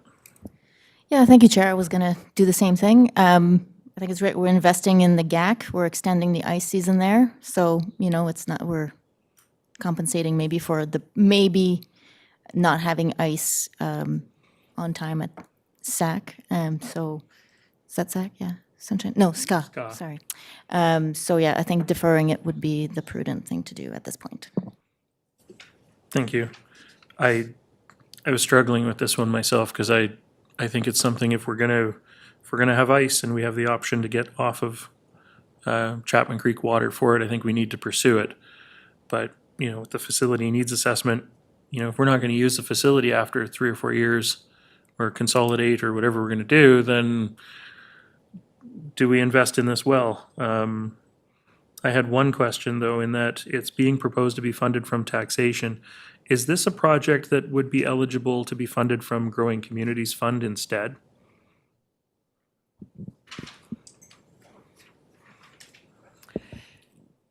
The Growing Communities Funds, I mean, we'd have to review. The purpose is mostly to address things related to growth. We investigated whether or not this would qualify for Community Works Funds, and it would not because it's an investigation and not subsequently. So we'd come back if there's any infrastructure cost to propose it from Community Works Funds. Potentially, but again, it's the contemplation of this being a regional service and yeah. Okay. The investigation is a good point too, because if we were talking construction, that might be an easier conversation to have as well. Director Inkster. Yeah, thanks. Do we know, maybe it's in your black book, the amount of water that we're using up there right now? We did get that at one point in the past. And I think Manager Van Velzen can speak to that so for us. Looks like he has it. So do we know how much water, like have we done a comparison to residential use? And the reason I'm asking is we're providing the service. It's being used. I was up there twice over the last few days, although I'm probably select in that sense. But it would be good to know, because then we may have to look at this option, because we all remember the people involved in hockey, because we like to talk about people coming and filling this room. We all remember the people coming from hockey. I think it was in November, December of 2022, just when this board was first elected, and they were here complaining about the Ice, fact that it might be closed down. So we need to look at options, because they'll come back. For sure. Yeah, thanks. Sorry, Chair. I will refer to Manager Van Velzen to provide you the information on the use at the arena, and then perhaps over to the CAO, because I know he had done some work earlier on what that means in terms of comparison, but he might have to hear the leaders from Manager Van Velzen first to quickly do his math. Thank you. Thank you. Thank you for the question. Sunshine Coast Arena uses approximately 2 million liters of water for an entire ice season, which also includes our dry floor season as well. Okay. Thank you. And do directors need that broken down at this time? Should we try and get the CAO to do some quick math, or has he already done it? CAO? I didn't hear the number. 2 million liters Per year? per season. Yeah. Yeah, just to clarify, that's for the entire year. It includes our dry floor season and ice season. Okay, thank you. All right, I'm gonna keep moving through the speakers list while we wait to see if that answer comes back. Director Gabius? Thank you, Chair. I seem to remember that water at Ska was much less than the pool, like in comparison. But anyways, I'm looking at the cost, and this is just for the investigation. So this would be a potentially quite costly project, and we don't even know if the water, like, you know, this water needs to go through some specific machinery. I think it's like a lot, very complicated. So we don't, I think it's one of those things I'd rather say no now than to get too far into, and we should focus on potable water solutions right now. So that's just my take. Defer. Thank you. CAO? Yeah, just for context, I wasn't expected, I didn't know I was going to be doing a bunch of math, but just for context, the equivalent usage to run the arena is the equivalent usage of 14 homes per day on average. For context, if you had a garden hose and you ran that garden hose all day, one garden hose, that's 72 houses per day. Awesome. Thank you. Director Bax? Yeah, I know we have a motion on the floor to defer this to 2025, and I'm in agreement of that. 2026. 2026, excellent. I was just wondering, yeah, if this facility could be more self-sustaining with this water, it would be wonderful. And I'm wondering if the investigation is going to include why this well was put in the first place and what was its primary use then, et cetera. But for the arena, I know, but was it making ice? Was that what was going on? Anyway, I'd like to support the motion on the floor. Thank you. CFO? Yes, I just wanted to confirm the Growing Communities Funds would, I think, qualify for this particular feasibility analysis. But again, perhaps part of the consideration too would be whether or not the municipalities would want to cost share in it. Thank you. Director McMahon? That's interesting that we might be able to use that. So, however, it would require some staff time to manage. How would that, if we were to change our minds and say go ahead with this, what would be the impact on your department? Thank you. Thank you through the chair. So if you choose to proceed with the water well investigation, the impact is laid out in front of you in terms of we would hire a consultant, and then we have very a little bit of staff time. I think it's a 0.02 just to manage the contract. But this is, and just to reiterate, this is only the investigation. So there would be phase 2, 3, 4, 5 after that. Thank you. Thank you. Okay, I do have a motion on the floor to defer this to 2026. Director McMahon, I see your hand up.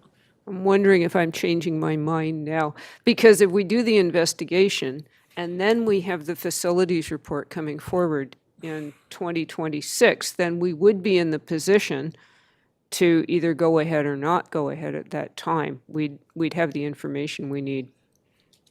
Thank you, Director McMahon, because that's the way I'm leaning as well.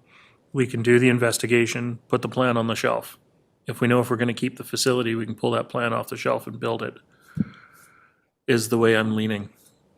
So I'm not in favor of deferring it, I think, is what I've heard in subsequent conversation here. So I'm going to call the question, and we'll see where it goes.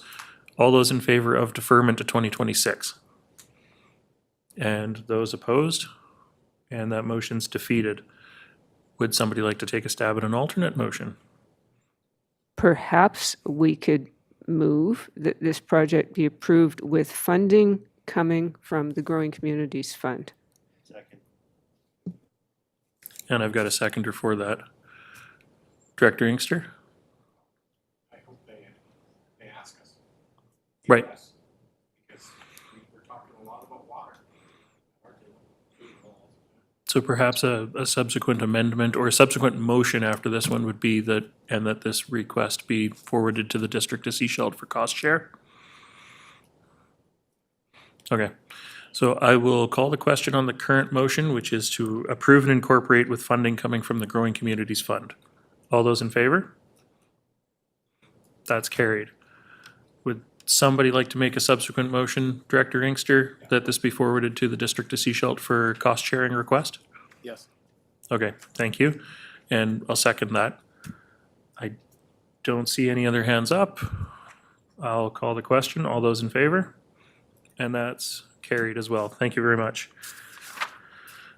That takes us to the end of that annex. Okay, next up we have Annex Q, which is round 2 budget proposal for various functions, recreation software implementation, which is voting all directors because it's a variety of services. So budget proposal number 1 on page 131 would be recreation software implementation, which has a one-time cost, a little bit of FTE implications, and directors. There are some additional comments on page 133 at the top that this is a service level, this is a service level decision. And, we do have other initiatives, but that, if we don't proceed with this year, we're using the current software for an additional 3 years. So Director Bax, I see your hand up. I would move that we defer this to the 2027 financial year, a budget proposal. Thank you. Do I have a seconder for that? I do. Okay, now I'll go through my speakers list. Director McMahon.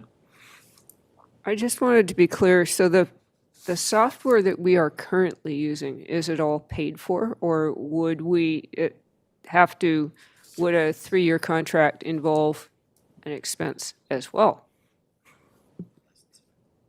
Thank you for the question. My understanding is that although there might be some slight increases at the 3-year contract, that it could be incorporated into our operating budget.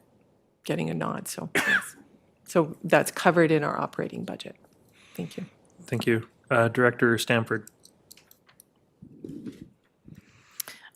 Does this newer software have implications for parks as well? Like is Dakota Ridge just looking at new ways of booking and things like that? Would there be efficiencies seen through this software? Thank you for the question. So this recreation software has a number of functions. It accounts for all of our admissions, our passes, our rentals, and point of sales, as well as programs. So everybody that uses it, including Dakota Ridge and parks for hall rentals, et cetera, would be impacted by this new software, which was pursued specifically. The business case was made and the RFP went out to address the challenges that we have and the limitations of our current software to expand on that. Thank you. Thank you. Director Alexander. Through the chair, I'm wondering, will there be implications of having or not having this software on the position that you're looking at in the next budget proposal? Because I'm kind of of the position of maybe approving this now, but with respect to the position coming up, my vote may be to not have that as a full-time, but rather coming up to something more like a 0.5 or 0.7. So I'm just wondering if one impacts the other. Thank you. Thank you through the chair, and I can appreciate drawing the connection between the two, but we have a number of positions throughout the organization that utilize the software, and I would suggest, and I'm not sure, I might get a head nod or I might not from Manager Don, but user functionality is one of our greatest challenges of our software as well, like end user functionality, not necessarily staff user functionality, although there's some of that. The inability to produce reports and data is another limitation. So that doesn't really impact the staff that are using the software. It's just the functionality of the software itself. Thank you. Thank you. Director McMahon. Yeah, I just wanted to hear a little bit more about the limitations of our current software, whether it is at all related to the issues that we have trying to determine the costs separately of each of our recreation facilities, and also whether there is any security risk involved in running software that I take it is significantly aged. Thank you for the question. So the software itself is not significantly aged. Actually, ActiveNet bought out the previous owner, which was Class, which has been in the game forever. So it's just different softwares have different functionalities, and different sizes of municipalities or local services require different levels of functionality. So the good news is that in the last 5 years, the number of vendors that have entered into this game have increased significantly. So there's more competition, so it's actually better. So that's one of the advantages nowadays. In terms of the functionality of the software contributing to our not budgeting per facility, I would suggest that although the software would need to be configured to, from an accounting perspective, there's also our own budgeting financial package on the other end that needs to change as well. So it's not just about the software is what I'm saying. But to that end, we did put a lot of work in over the past year and are starting to track our expenses per facility, and we're starting to see some information come forward. I would suggest it might be a couple of years before we sort of get the tweaks and the balances between did we guess right in the first place, but we are starting to pull in information that way. I just know within financial services there, we've had some vacancies and some capacity issues there in terms of being able to really take a look at that and talk about how we might bring that forward from the board's information perspective. Thank you. Thank you. Director Gabius. Thank you, Chair. I understand that this would make staff's life better. Sounds like it. But this is not one of our strategic priorities, unfortunately, and it's not a high-risk item. We've been saying yes to a lot of things. We need to say no to some things, and I think this one, unfortunately, the timing is bad. And, you know, we're looking at another 3 years with a software that's not optimal. But I think if we're, you know, if we have to make those tough decisions, that's why we're here. So I'm in favor of the motion on the floor to defer to 2027. Thank you. Director McMahon. Yeah, I'm kind of along the same lines. I feel the pain of using software that's not right for the function that you're trying to use it for. I've been there and done that, and it sucks. And we want to try and improve the public interface with all of our services because people want to do everything online. But yeah, this may not be the time that we need to take this plunge, and there is plenty for recreation to do, even if they're not switching software. Thanks. Thank you. Director Alexander. Through the chair, another staffing question. So as I read your comments in the budget proposal, I just wanted to understand about the capacity a little bit more. How I read this is that what you're telling us is using this software is going to free up staff capacity then to address bigger strategic goals like DAPR. Am I reading that correctly or incorrectly?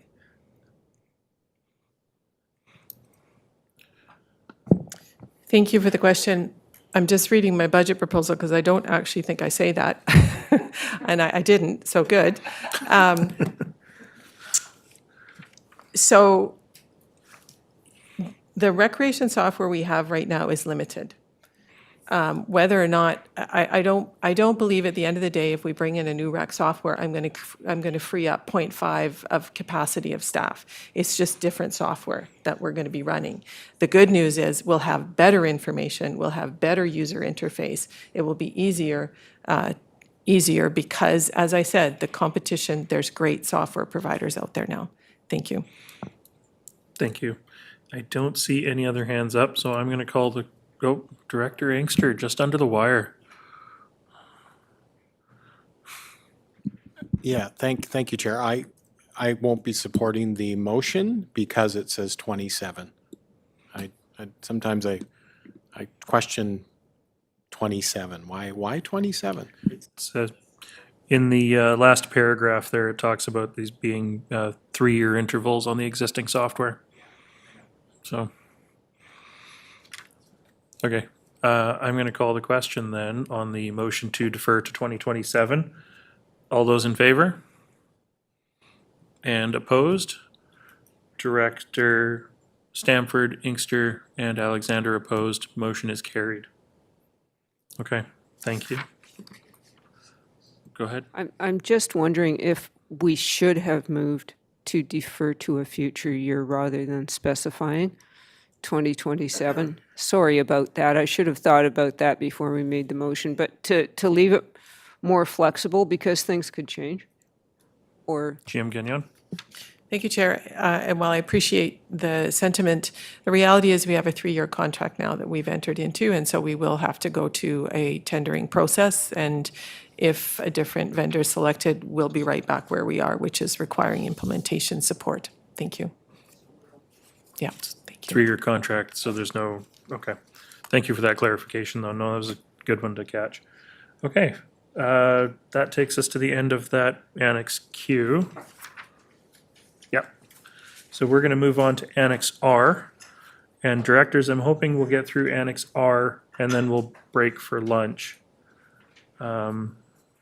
So Annex R, Round 2 budget proposal for community parks.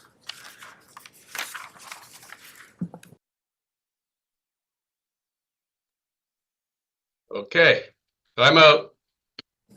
Okay, thank you, Sounds like Director White. the last thing you're squeezing in before noon is a function I'm not in, so, but I understand you have to do it. So. Director White, did you want us to try and get to Annex S before you've got to go? That'd be cool, but Okay, it may not happen. Okay, Yeah. then let's see how this conversation through Annex R goes. Okay, so Annex R, page 134, item number 3, facilities booking technician, 0.7 FTE. And this is voting A, B, D, E, and F because it's parks.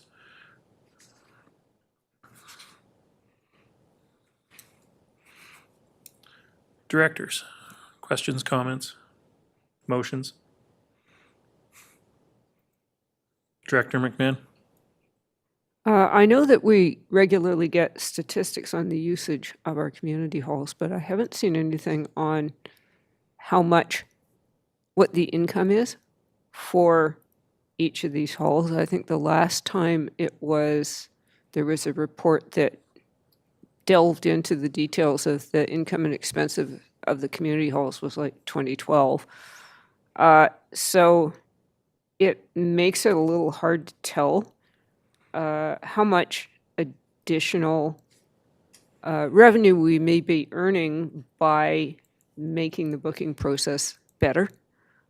Any comments? Thank you, Chair. Of course I have comments. A couple of things.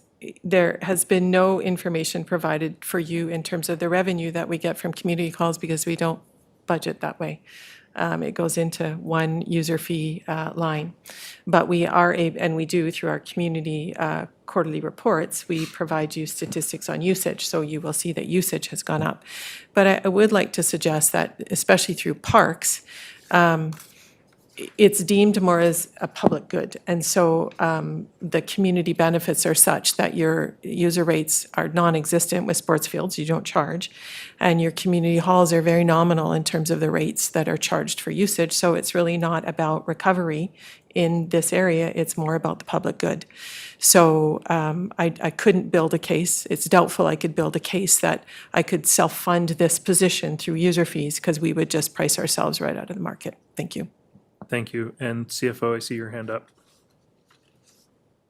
Yes, thank you, Chair. So realizing that some of the budget documentation's not provided yet, the budget for in 2023 for user fees for the Community Park Service was around $75,000, but that was recognizing still that we had Catherine Lake Park included in there. So what was realized was $35,000 worth of user fees, which is probably better alignment.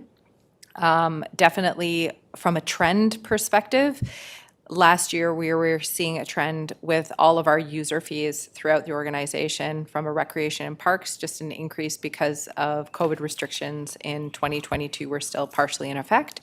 So we're starting to see things stabilize, but most certainly per GM Gagnon's, there's not a strategy or a policy related to recovery rates with anything related to parks. Thank you. Director Bax.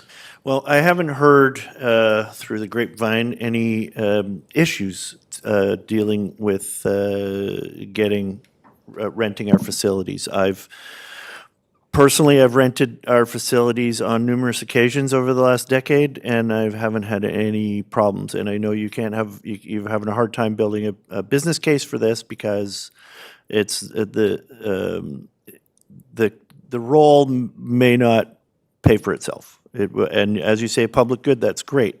I love the public good. If we do want to bring on a role like this, I think it has to be brought together with a campaign of an advertising campaign to let the public know that that these facilities are available and what kind of things that can happen at them.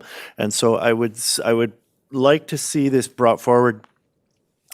I would make a motion to defer it to the 2025 budget, and in the hopes that we would have also a communications campaign to go along with it. And that's my thinking on it. Chair. Before I look for a seconder, GM Gagnon. Thank you. If I may have the opportunity to just comment, because I believe that this position came to the budget prior to this board's term. So it was actually brought forward because we were getting a ton of complaints. There was a lot of dissatisfaction in the community in terms of wait times, response times, processes, communication, et cetera. And so the pilot was brought in with a very long list of evaluation criteria, and it was a 2-year pilot. And so we have conducted the 2-year pilot and have provided information both yesterday as well as in your budget proposal today around the success of the position. We are not getting the complaints. The wait times are down. This was also accompanied with a very strong marketing and promotion campaign, both social media as well as on our website, as well as ongoing user group meetings that weren't happening before. So from a business case perspective, I think it's demonstrated the worthwhile nature of the position. What is in front of you today is a service level decision as to whether you want to carry on with this service level or whether it reverts back to a 0.3 FTE and the service level changes with it. Thank you. Yeah, and I just want to caution because there is an existing position. So if this expires, like it's prorated as a 0.23 for part of the year. So if we defer this to 2025 and approve it in 2025, you would have a position that decreases and then comes back up again later in the year if you deferred the decision, because the position that's there now is not fully funded for the year. So you did make a motion to defer.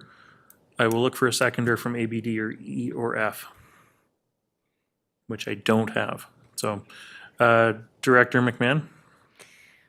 Yes, reluctantly, because I don't like increasing FTEs. I would move to approve and incorporate. And part of my reason is that our community halls need to be used. I mean, if we have them sitting there empty, they're absolutely no use to anyone. They're just a burden on the taxpayer. So if we can continue to give good service and to promote these facilities, I'm sometimes surprised at how many people do not know that our halls are available, especially Chester House, because people who are new to the community, there's a sign there, but it looks like a house. So, yeah, lots of people do not know that these facilities exist, and they don't know what a great deal they are. Thanks. Thank you. And I did see a seconder for that already. So, Director Gabias. Thank you, Chair. It's really great to see a pilot project that is successful. That's awesome. You know, the community likes it. Seems like staff is happier too, less complaints. So I guess it's like, what is that worth to us? Like, I think I support approving this just because it's been proven to be great for the organization, success story. I think we should not drop it now. I should continue with it. Thank you. Thank you. Director Bax. Yeah, I really, I have to let you know that my area is still funding this, but we're a bit unique in that our community hall is wholly owned by our community association, and so it's although I have rented Chester House for a birthday party, and I've been to other parties there. It's a wonderful facility. I can't support this as a representative of Roberts Creek. You do also have parks in Roberts Creek. I know I have parks in Roberts Creek, but Thank you. Okay, I'm going to call the question. All those in favor and opposed, Director Bax opposed, motion's carried. Thank you. On page 136, budget proposal number 4, which is a parks service review. It does have a comment in here recommending that this be deferred to 2025. So Director McMahon?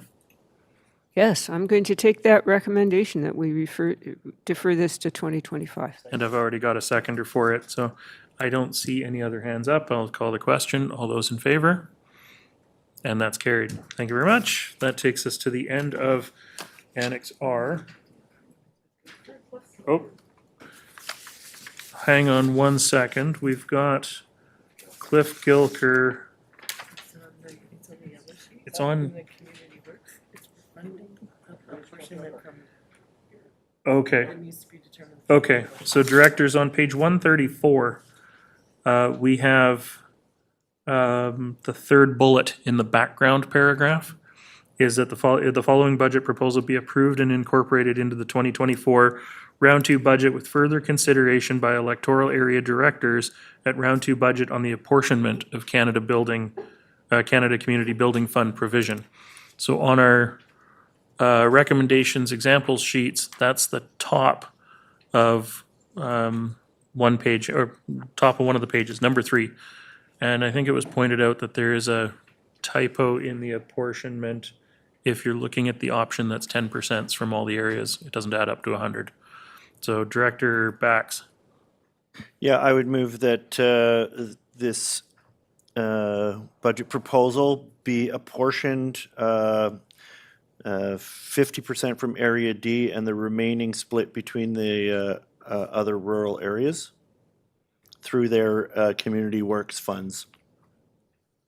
Would you like me to lay that out in? Do you have the numbers? Because that ends up being 12.5% for Yeah. the other areas. Yeah, exactly. Please read me the numbers. I'd like to apportion the payment of the Cliff Gilker Sports Field irrigation system to be 50% Area D, 12.5% area in each have of dollars? the areas. Oh, give Not me a to put- moment. Oh, CFO? Yeah, you can just say the percentages and we'll include it in the recommendation. So Okay. We'll I- do the math. I just wanted to make sure that the Yeah. other math, directors were too. okay with the percentages, Yeah. but not the dollars. Right, So, okay. okay, thank you, Director Bax. So if you're looking at 50% from Area D and Correct. 12.5% from each of the other electoral areas. Correct. Okay.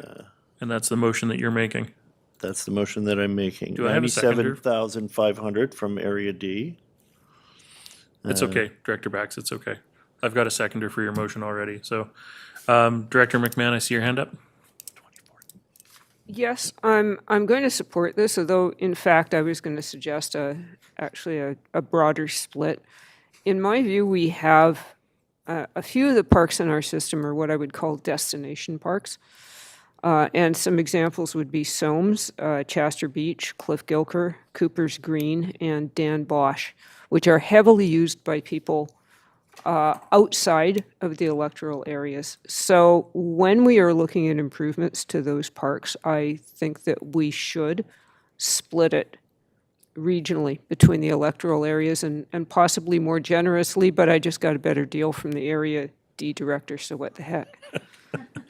Thank you, Director McMahon. So we've got a motion on the floor. I've got seconders for it. I don't see any other hands up, so I'll call the question. A, B, D, E, and F. All those in favor? And that's carried. Now we're done with Annex R. Thank you very much. And thank you for your generosity, Director Bax. I want to see this work done. Okay, moving on to Annex S, which is we're going to do Annex S because Director White has to leave. I think we've already lost him. He's not coming back. He's gone. Gibson's has council and committee of the whole today. So, directors, do you want to do Annex S now while we have some staff sitting in the table, or do we want to break for lunch now? Should we do Annex S and then, okay.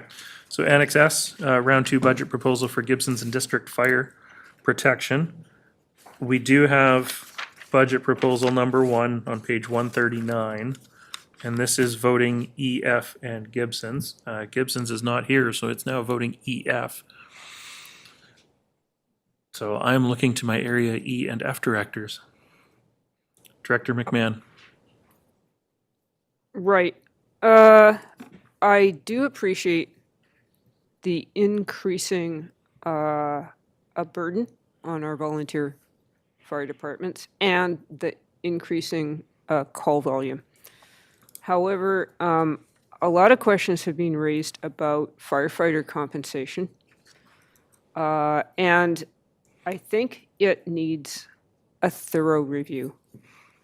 And until we look at the whole compensation picture for everybody, I don't really feel that I'm ready to look at an additional paid position in our volunteer department.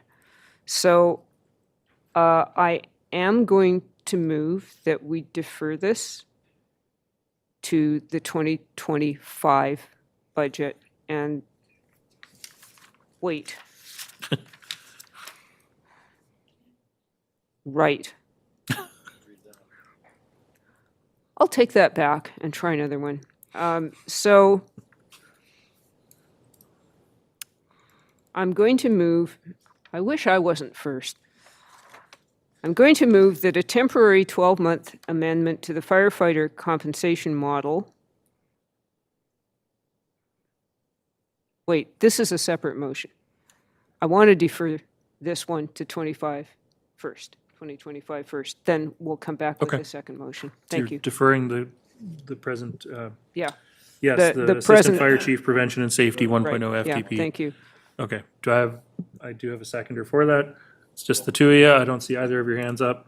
Well, actually, I do see Director McMahon's hand up, but I'm going to call the question. All those in favor of deferring? Thank you, that's carried. Director McMahon? Right. And further, we need to evaluate the compensation situation. So, moving that a temporary 12-month amendment to the firefighter compensation model of $35,000 funded from taxation be deployed in consultation with volunteer firefighters, and that staff be directed to prepare a 2024 action plan that includes engagement with volunteer firefighters around recognition and compensation, raising public awareness of the contributions made by our volunteer firefighters, and a report to the board prior to the 2025 budget process. And further, that cost shared funding of $5,000 from operating reserves be provided to support this action plan. Thank you, Director McMahon, and I've got that seconded. Any discussion between the two of you? I will call the question. All those in favor? That's carried. Thank you. Okay, so that takes us to the end of Annex S. It is exactly 12 o'clock. Directors, do you feel that we could get through the remaining fire protection ones before lunch? So then let's do that. We'll go through the rest of the fire protection ones. So we're looking at Annex T, which is Roberts Creek. And Director Bax? If it so pleases the board, I would like to defer the proposal for an assistant fire chief to 2025 for consideration in the 2025 budget. Thank you. And this is a single participant service, so this is voting all. And I've got that seconded. I don't see any other hands up, so I'll call the question. All those in favor? And furthermore, Carried. Thank you, Director Bax. I would like to move that a temporary 12-month amendment to the firefighter compensation model of $20,000 funded from taxation be deployed in consultation with volunteer firefighters, and that staff be directed to prepare a 2024 action plan that includes at least engagement with volunteer firefighters around recognition and compensation, raising public awareness of the contributions made by volunteer firefighters, a report to the board prior to the 2025 budget process, and further that cost-sharing funding of $5,000 funded from operating reserves be provided to support this action plan. Thank you. Do I have a seconder for that? I do. Thank you very much. Any discussion on the motion? All those in favor? Any opposed? Okay, that's carried. Thank you very much. So that's Annex T. Annex U, Half Moon Bay Fire Protection. Again, single participant service, so this will be voting all. Director Gabius? Thank you very much. Nice to see you, Deputy Chief Raymond. Yes, there's been a lot of talk about firefighters, firefighter compensation these last couple of weeks. Understanding that there is frustration out there. I think this is something that we need to be, we obviously appreciate the dedication of our firefighters, and I think we all see that the demands and the pressures that are put on them are now beyond the capacity. So we need to address this as soon as possible, but we need to do it carefully. We need to do it together, and we need the community to be aware of what's happening too. So I appreciate the options that my colleagues have put forward so far. So I will do the same. So I will ask to defer the fire chief, the assistant fire chief position to the 2025 budget. And furthermore, Gonna do it all in one motion. should I do that? That's easier. It's your prerogative. That's my prerogative. And further, that a temporary 12-month amendment to the firefighter compensation model of $22,000 funded from taxation be deployed in consultation with volunteer firefighters, and that staff be directed to prepare a 2024 action plan that includes at least engagement with volunteer firefighters around recognition and compensation, raising public awareness of the contributions made by volunteer firefighters, a report to the board prior to the 2025 budget process. And further that, cost-shared funding of $5,000 funded from operating reserves be provided to support this action plan. Thank you. And do I have a seconder? Oh, thank you. I do. Director McMahon, I see your hand up. Yeah, I just wanted to comment that the whole question of firefighter workload and compensation is playing out all across BC right now, and this was a subject of discussion at the conference that the directors were recently at because of all the pressures from various new requirements, but also simply things like the fact that our volunteer departments are responsible for accidents on the highway And there isn't adequate support or funding from the province to recognize that level of challenge. So, and also there's been questions about adequacy of ambulance service to support our communities. So this is another area that we directors need to be advocating with the province. There have been motions made to AVICC and UBCM that we need to support, but this is yet another example where we are taking on burdens that we are ill-equipped to manage. So, and also a big thank you to our firefighters for the work they do. Excellent. Thank you, Director McMahon. I see no other hands up, so I'm going to call the question. This is voting all. All those in favor? And that's carried. Okay. That takes us to the end of, that doesn't take us to the end of fire departments. Director Alexander. So appreciating that Egmont and District tends to go along with this group, I'm hoping that I could bring forward a motion to include them in this current plan.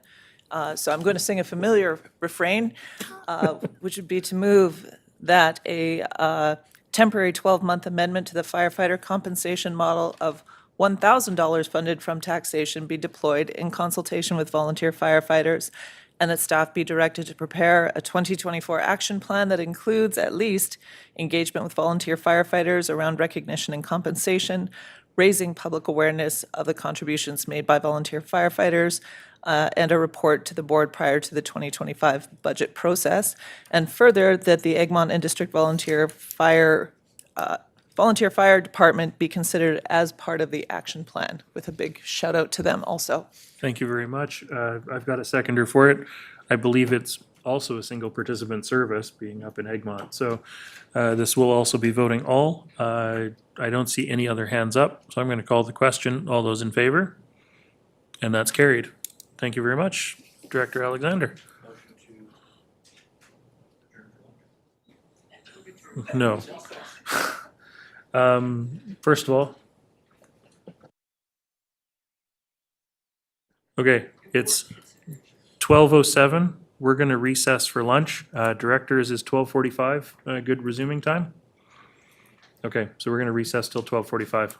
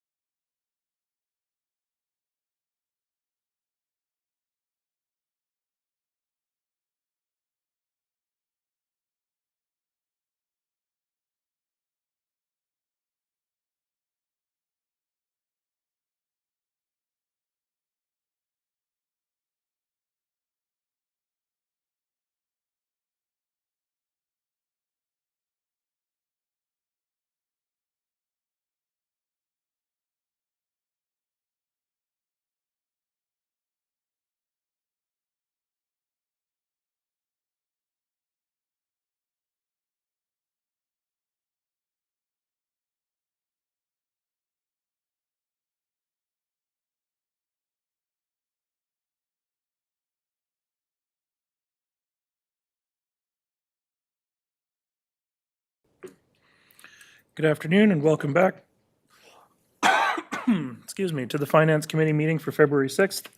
We're moving on in our agenda to Annex V, page 149, budget proposal number 2, Next Generation 911, $45,000 to be proposed to be funded by grants. Directors, any recommendations? And this is voting all directors. Director Alexander.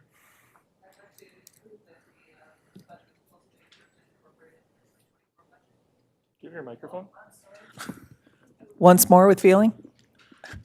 I'd like to make the motion that the budget proposal be approved and incorporated in the 2024 budget. Thank you. Director Bax, what? Director McMahon does not have a microphone. Director McMahon is sorting out her lack of microphone issue. I've got a seconder for the motion that's now on the floor, which is to approve and incorporate. Is there any other discussion on the motion? Director McMahon, since you are now in possession of a microphone, did you have anything on this one?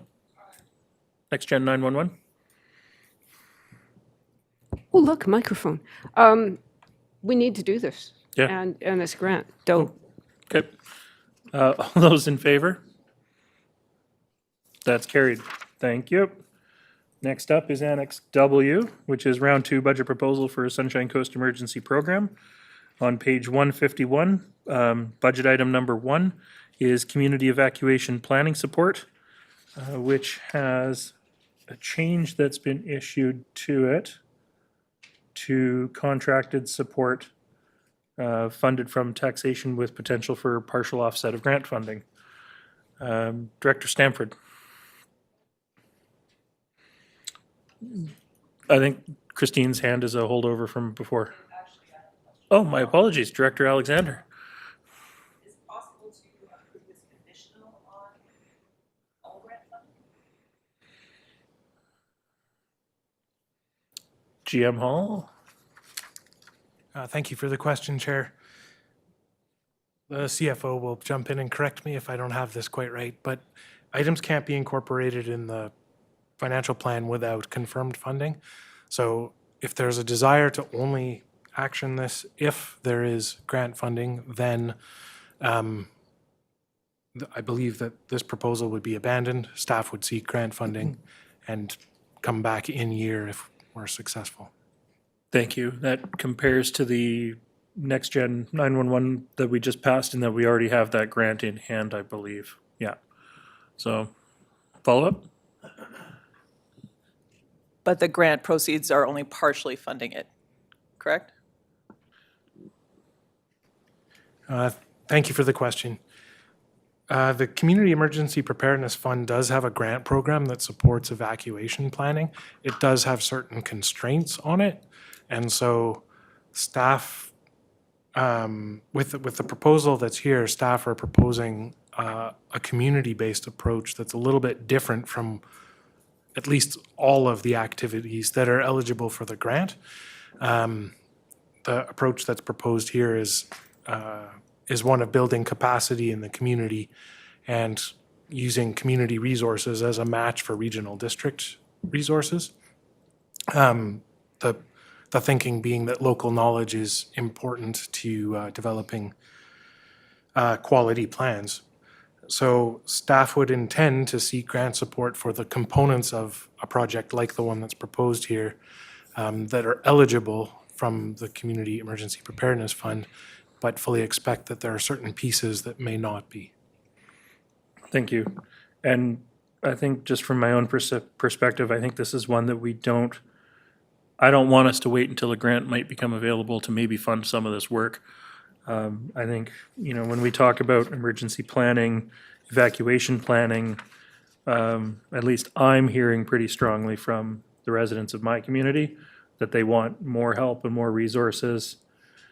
There's a lot of frustration in that folks in our communities don't necessarily see the work that our staff are doing, because a lot of it is procedures and policies and background work that can be actioned if there's an emergency. I see this as really helping communities facilitate more of getting their own things sorted out independent of the SCRD's operations. Director Stamford, I see your hand. Thank you. I'd like to move the motion that the following, or the budget item, community evacuation planning support, be approved and incorporated to 2024 budget.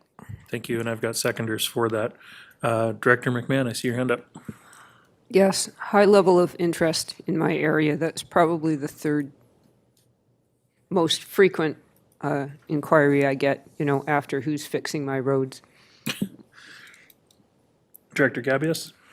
Thank you, Chair. Yes, a lot of interest in Half Moon Bay too, and I just wanted to say thank you to staff for continuously applying for grants for, I know this is a lot of work, and there's, this is like little bits here and there, and so thank you for always trying to find alternative sources of funding for that. It's very appreciated.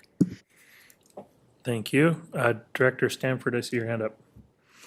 Sorry, there's another point that hasn't really been mentioned, is there isn't the ability to really support very rural areas, especially in terms of emergencies and fires. They do feel extremely vulnerable because of that. This is one of the few areas of functions that the SRD can support those extra rural areas. So thank you. Thank you. And I don't see any other hands up, so I will call the question on the vote to move and incorporate. This is voting all directors. All those in favor? Thank you, that's carried. Next up, item number 3 on page 152, Emergency Support Services Director Staffing Increase of 0.1 FTE, 7,937 funded from taxation. Director McMahon? Yes, important program. So the new emergency legislation, is that resulting in more responsibilities for our volunteer ESS program?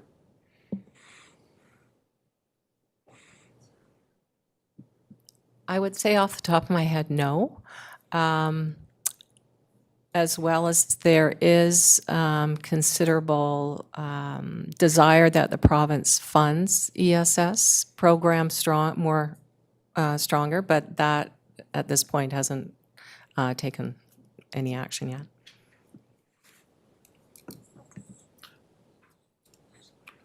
Director McMahon?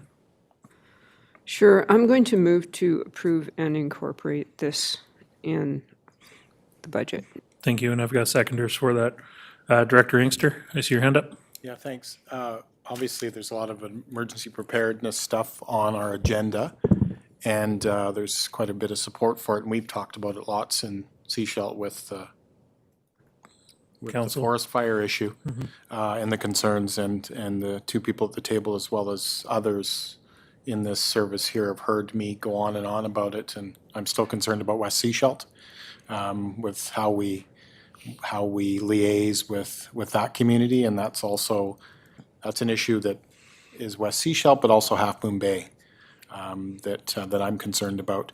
My question is, with all the new staff that you're adding, if in fact it means many, because there's some pieces of staff here, are those personnel that can be, because they're doing the work and they're being utilized within that service area, are they then available when there's an emergency? Is it that simple? Depending what's approved, a contractor would be probably more difficult to use in an EOC, but definitely the FTE are ESS-trained volunteers. Some of them are cross-training to work in an EOC. We do also have a casual as and when required who could possibly help with the evacuation planning and also able to work in our EOCs. So in a nutshell, I'd say yes. We're trying to maximize it as best we can. Okay, great. That's good to hear, because if something comes, and we're one of the few areas in BC where something hasn't happened to in a large scale, where we're going to have many citizens that won't know what to do because they've never dealt with this before. In the interior, many people have been evacuated because of fires. They know what to do every summer now, sadly. So we need to be prepared. Thanks. Thank you. So the motion on the floor is to approve and incorporate the Emergency Support Services staffing increase of 0.1 FTE. I'm going to call the question. All those in favor? That's carried. Thank you. On page 153, budget proposal number 4 is Emergency Management Technician, 1.0 FTE, funded from taxation. Directors, any questions, comments, recommendations? Director Stanford. I move that it be approved and incorporated into 2024. That's emergency management technician. Thank you. Do I have a seconder for that? I've got a seconder. Thank you, Director McMahon. Any other discussion from directors on the motion on the floor? Director Alexander. The position uses the phrasing technician. The job description sort of sounds like an admin assistant. Is it more than admin assistant? It's just a curiosity question. Thank you for the question. It is absolutely more than an administrative assistant. This would be a critical role in not only supporting preparedness, but also supporting response when an EOC is activated. And we called it a technician to work it into our classification system of roles. I would also add that this hasn't a cascade impact for the entire organization, since our EOC draws from operations, as we mentioned in the staff report on EOC impacts for the organization last fall. Thanks. Thank you. Director McMahon, I had seen your hand, but I have an invisible hand because my system just crashed again. okay. Oh, look, I'm back.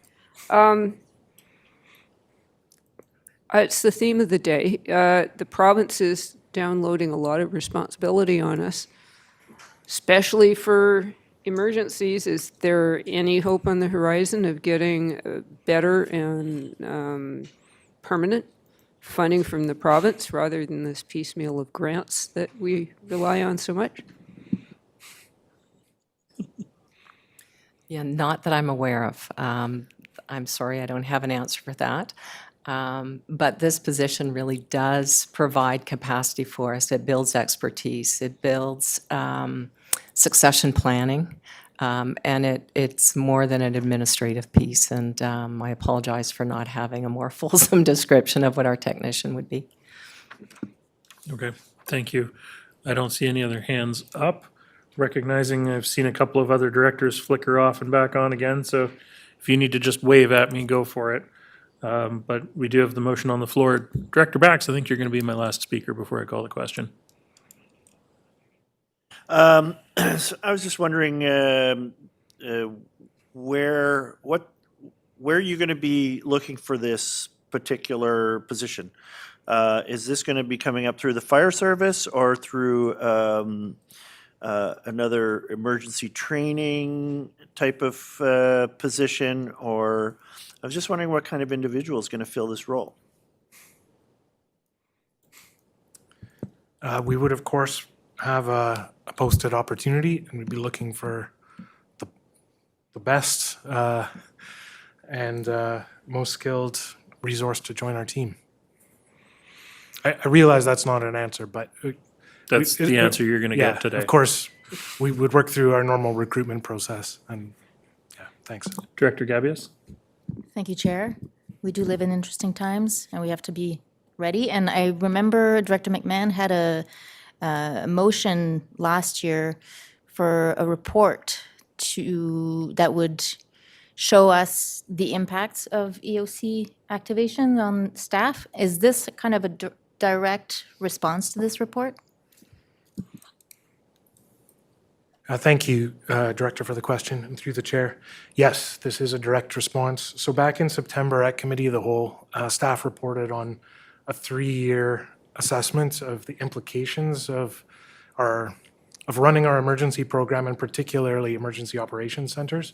And we identified a number of things that a number of changes and improvements we were able to make within our existing capacity. And further, that we would be bringing forward some specific asks targeting gap filling and capacity building, recognizing the importance of the service and the impact it has on the whole organization. And that report noted that at times of high EOC activity, work on a lot of other things has to stop because we're redeploying resources. And so these are an attempt to protect our entire organization's capacity. Thank you. Thank you. I don't see any other hands up. I'm going to call the question. All those in favor?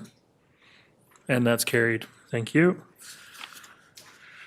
Next up, on page 154, we have budget proposal number 5, which is Sunshine Coast Emergency Program After Hours Program Contact, $20,000 funded from taxation. Directors, any questions, comments, recommendations? I think the description that's provided in the middle of the page here is quite extensive. So Director McMahon and then Director Alexander.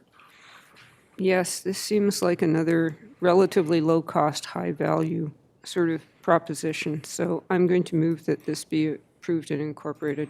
Thank you, and I've got a seconder for that. Director Alexander, did you still want to speak? Okay. Director Gabius? Thank you, Chair. Would this be eligible under the Grow in Communities Fund? Because this is not staffing. It sort of Sort of is. It sort of is training and, yeah. CFO, did you want to? Is this related to budget proposal number 5? Yes. Yeah, no. The Growing Communities Fund is more to support development or expansion. It's not for staffing. It's staffing for things like feasibility studies related to growth and pressures and capital projects, or something that's leading to a capital projects or due to enhancement. This would not qualify. This is operational. Thank you. I don't see any other hands up, and I'll call the question. All those in favor? That's carried. Thank you. Item number 6 on page 155, Emergency and Disaster Management Act Indigenous Engagement Requirements. This is a new one that we didn't see previously. However, it's $48,000 in provincial capacity funding, which I think is another term for grant. But I think this is one that we actually have in hand, this grant, or will have in hand. So, GM Hall? Thank you, Chair. Just to add some context here, in between round 1 and round 2 budget meetings, SCRD was contacted about receiving this funding, and it is effectively in hand, subject to signing a contribution agreement and responding with our intentions for eligible activities. Staff, as noted here, staff have not undertaken that analysis yet, but staff recommend that we sign the agreement and take that step. And we would report back on how best to apply this to our work plan. Thanks. Thank you. Perhaps unrequested grant funding for emergency planning is a good wedge to ask for permanent ongoing emergency planning funding. Director McMahon, I see your hand up. Oh, yes. Obviously, they're offering us money. We're not going to say no. But it does, I've expressed the concern before that we have a lot of different First Nations engagement requirements throughout the organization, and it may be time to staff that with somebody who is dedicated to the First Nations portfolio. And maybe in this coming year, we need to look at that pretty seriously. So I will move that this be approved and incorporated into the budget. And I've got a seconder for that. Thank you. I don't see any other hands up. I will call the question. All those in favor? And that's carried. Thank you. And that takes us to the end of Annex W. Thank you very much. And moving on to Annex X, which is round 2 budget proposal for rural planning. Starting on page 158, budget proposal number 1, which is planning services, technical review, baseline staff positions, 1.0 FTE and contract support. It says on my thing voting all directors, but this should be A, B, D, E, and F, I would think, because it's rural planning. Okay.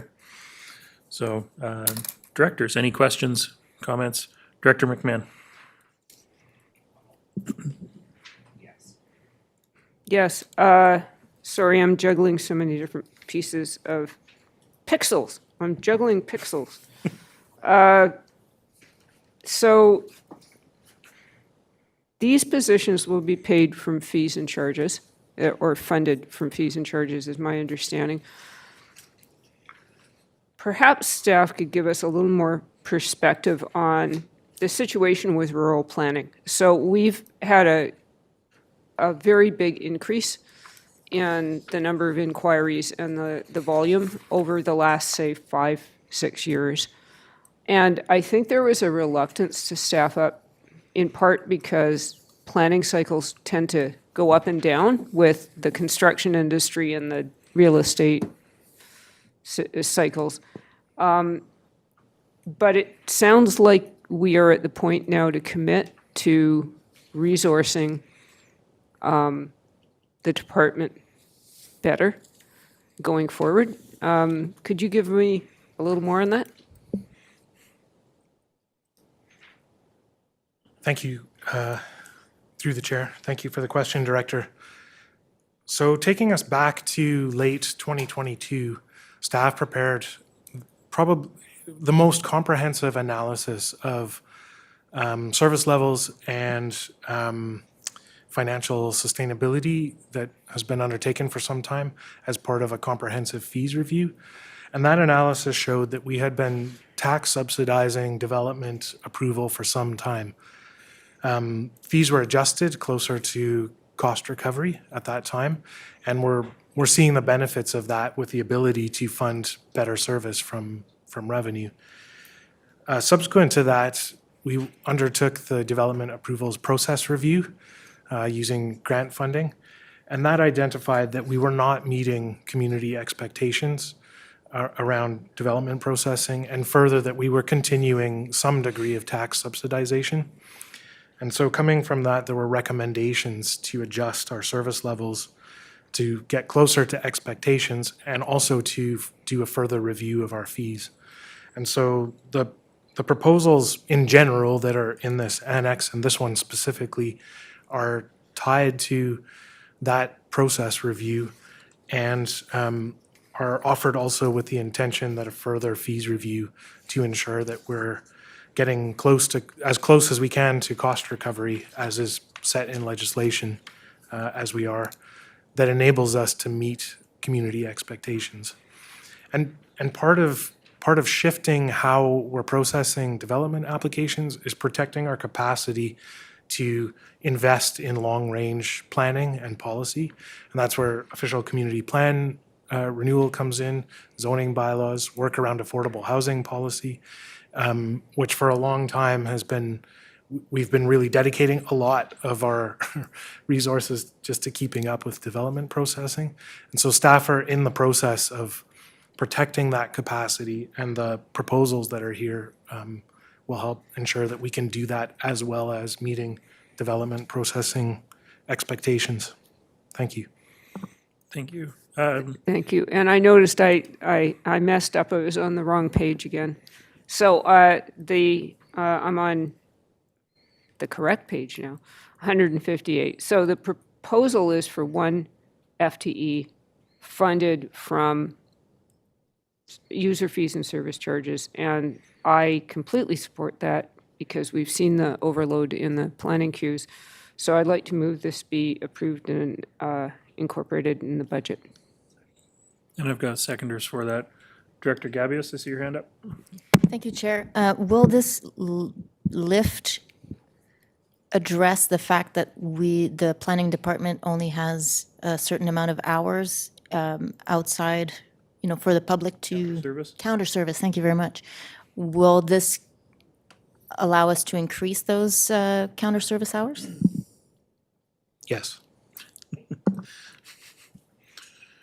Director Alexander. I just wanted to confirm that I understood my friend's motion, because there is a component B that's paid out of taxation, and I'm hoping that together you are making the motion for both of those things. There is. Director McMahon. Yeah, there's the 1.0 FTE for component A, which is the planning technician 3, and then there's component B, contracted environmental planning support for $50,000 funded from taxation, if I'm reading this right. Thank you.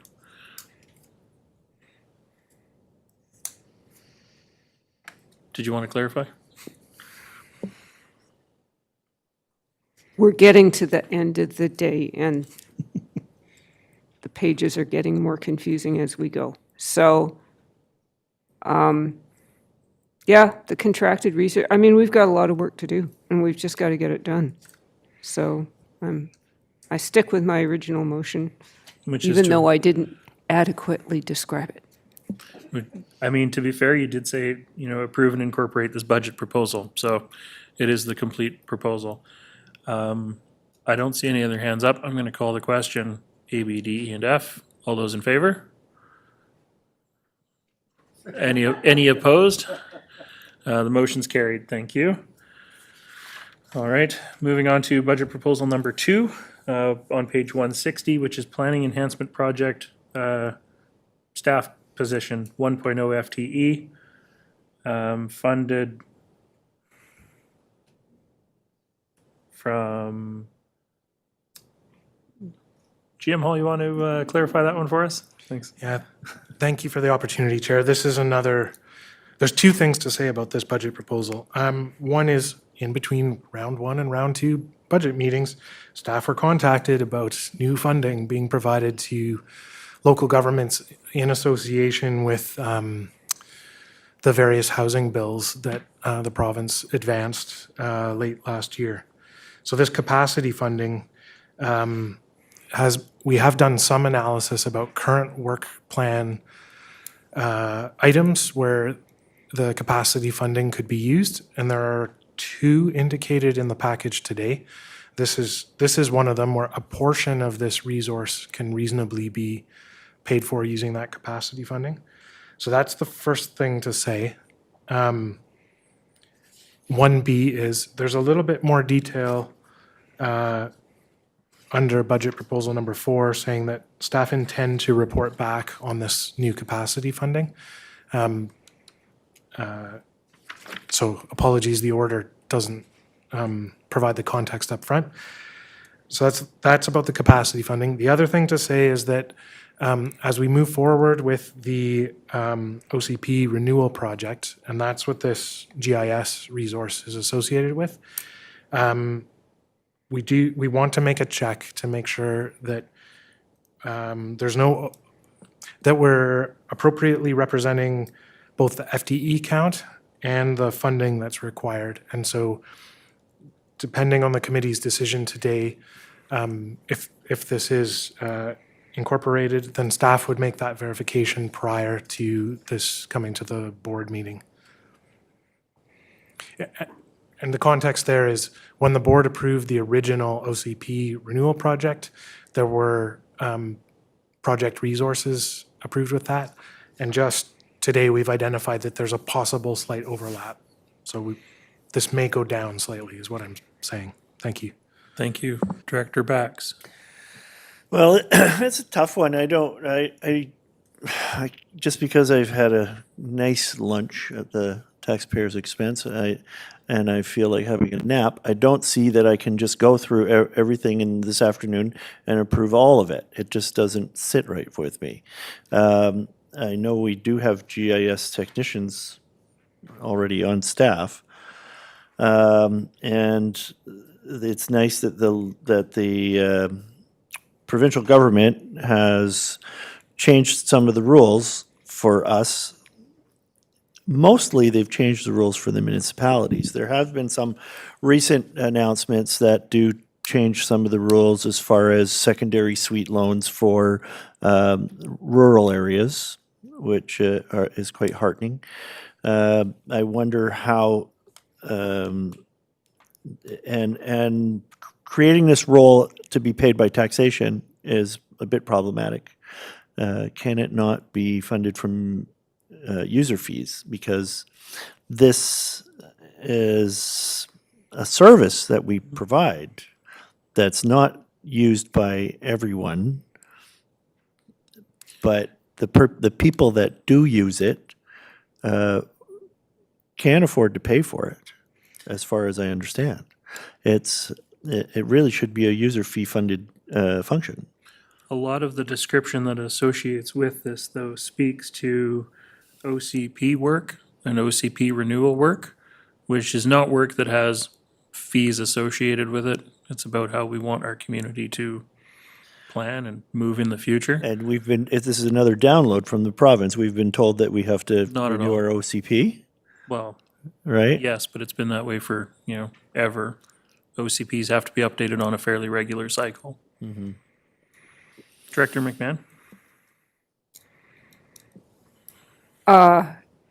My impression was that the province had given all the local governments a deadline to renew our OCPs. Is that correct? We're supposed to do it in the next year? Thank you for the question. Yes, it's the end of 2025, and there are two other deadlines that are top of mind for staff. One is zoning bylaw updates to comply with the with new housing requirements, and housing needs assessment as well. Thank you. Yeah, go ahead. So, we're in a crunch, as is pretty much every other local government in the province. And we're all going to be out there trying to hire, but that doesn't mean that we shouldn't try. I don't think we have much choice about this. I mean, my OCP took, 3 years? The process of OCP renewal took 3 years on my one OCP, and we've got 7 of them. This is going to be a really interesting process going forward. What can I say? So, ouch, but I'm going to move that we approve and incorporate this into the budget. Thank you. I do have a seconder for that. Director Alexander, it's senior hand. You're okay? Okay.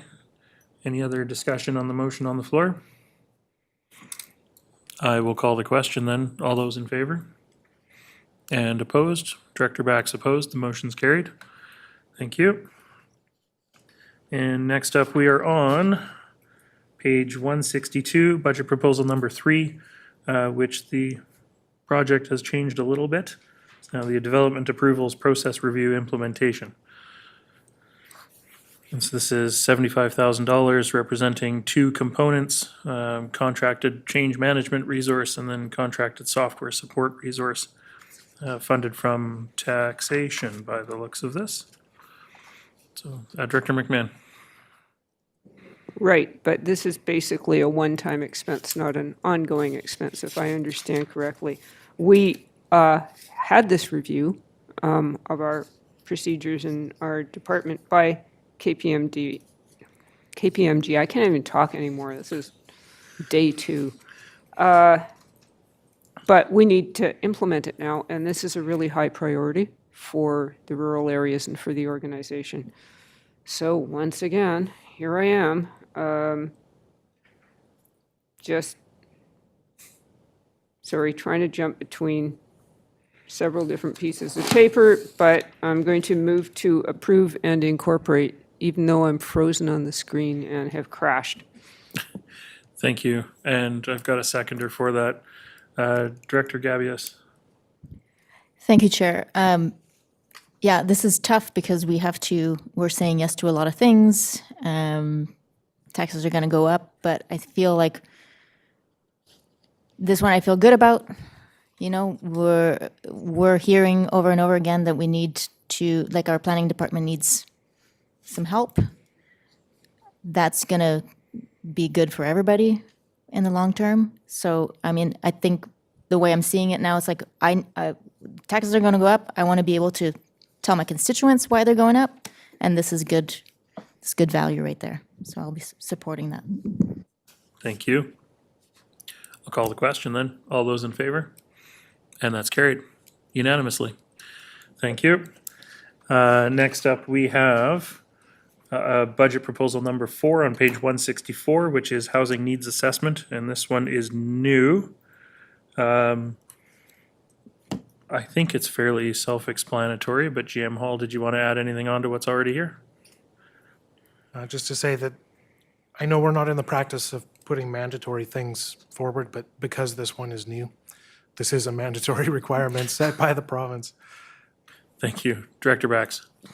I move that we approve and incorporate this into the 2024 budget. Thank you very much. Thank you, and I've got seconder for that. I don't see any other hands up. I'll call the question. All those in favor? And that's carried. Page 165, budget proposal number 5, regional land evaluation, housing potential, also new. $35,000 funded from a combination of MRDT tax and taxation. Director Bax. I very much look forward to this project. I'm hoping that it will find those parts of land that the SCRD owns that we can put towards public purpose. I know there's a little park down on Joe Road that I may just end up living on. I don't know. Trying to make a joke here. But yes, I'd like to move that we approve and incorporate this into the 2024 budget. Thank you, and I've got a seconder for that. Director McMahon, I see your hand up. Sorry. So I'm assuming that this makes sense in terms of the timing with all of the other OCP sort of work that we've got going on, that it's a good fit? Yes, I think it does. And depending on the results, there are different strategies that could be used to redeploy lands, and those strategies have different timelines. But the sequence of doing this study before we're into crafting policy is excellent. Thank you. Thank you. Director Gabios. Thank you, Chair. Question, clarification. If I'm missing something, I apologize. Who will be doing this work? Is it is it going to be our, Ms. Foley? Is that? Can't remember the position, sorry. So there are elements that our regional housing coordinator contractor may be eligible and available to do. There may also be other GIS related things where a specialty consultant would be required. And follow up. Yeah, go ahead. Is this a 1 year, this is to be done this year project? Is this a realistic project to consider? Good question. Yeah, staff would be initiating this late Q2, and I believe that the project timeline would have results this year. Thanks. Thank you. Director Stanford. Thank you through the chair. Will there be any consideration of lands held by the SCRD on the islands?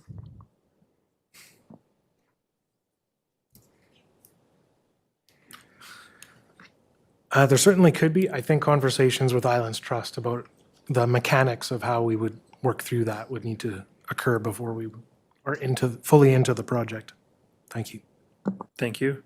I don't see any other hands up, so I'm going to call the question, directors. All those in favor? And that's carried. Thank you very much. That takes us to the end of Annex X. I'm going to propose that we maybe take a 10-minute break and actually go walk outside and get some fresh air.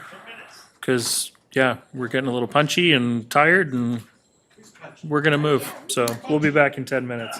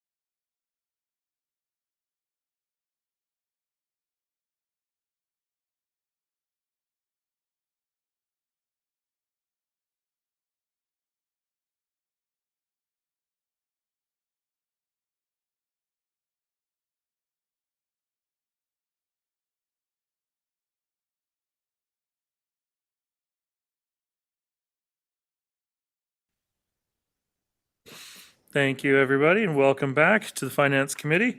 We are moving into Annex Y in our agenda package, which is Round 2 Budget Proposal for General Government, starting on page 168. So budget proposal number 1 is Legislative Coordinator 1.0 FTE on page 169, funded from taxation. Director Bax. I would move that we approve and incorporate this into the 2024 budget. Thank you, and I've got seconders for that. This is voting all because it is general government. Any other discussion on the motion that's currently on the floor? I think the budget proposal speaks for itself quite strongly, so I'll call the question. All those in favor? And that's carried. Thank you. Moving on to budget proposal number 4 on page 171, which is Organization Review Phase 2 Implementation, $30,000 funded from operating reserves. Director McMahon. Right. Well, if we're going to do the review, then we'd better implement it. And we have reserves. So I'd like to move this be approved and incorporated. Thank you, and I've got a seconder for that. Any other discussion on the motion? I can certainly take care of that. I will call the question then. All those in favor? And any opposed? Motion's carried. Okay, that takes us to the end of Annex Y.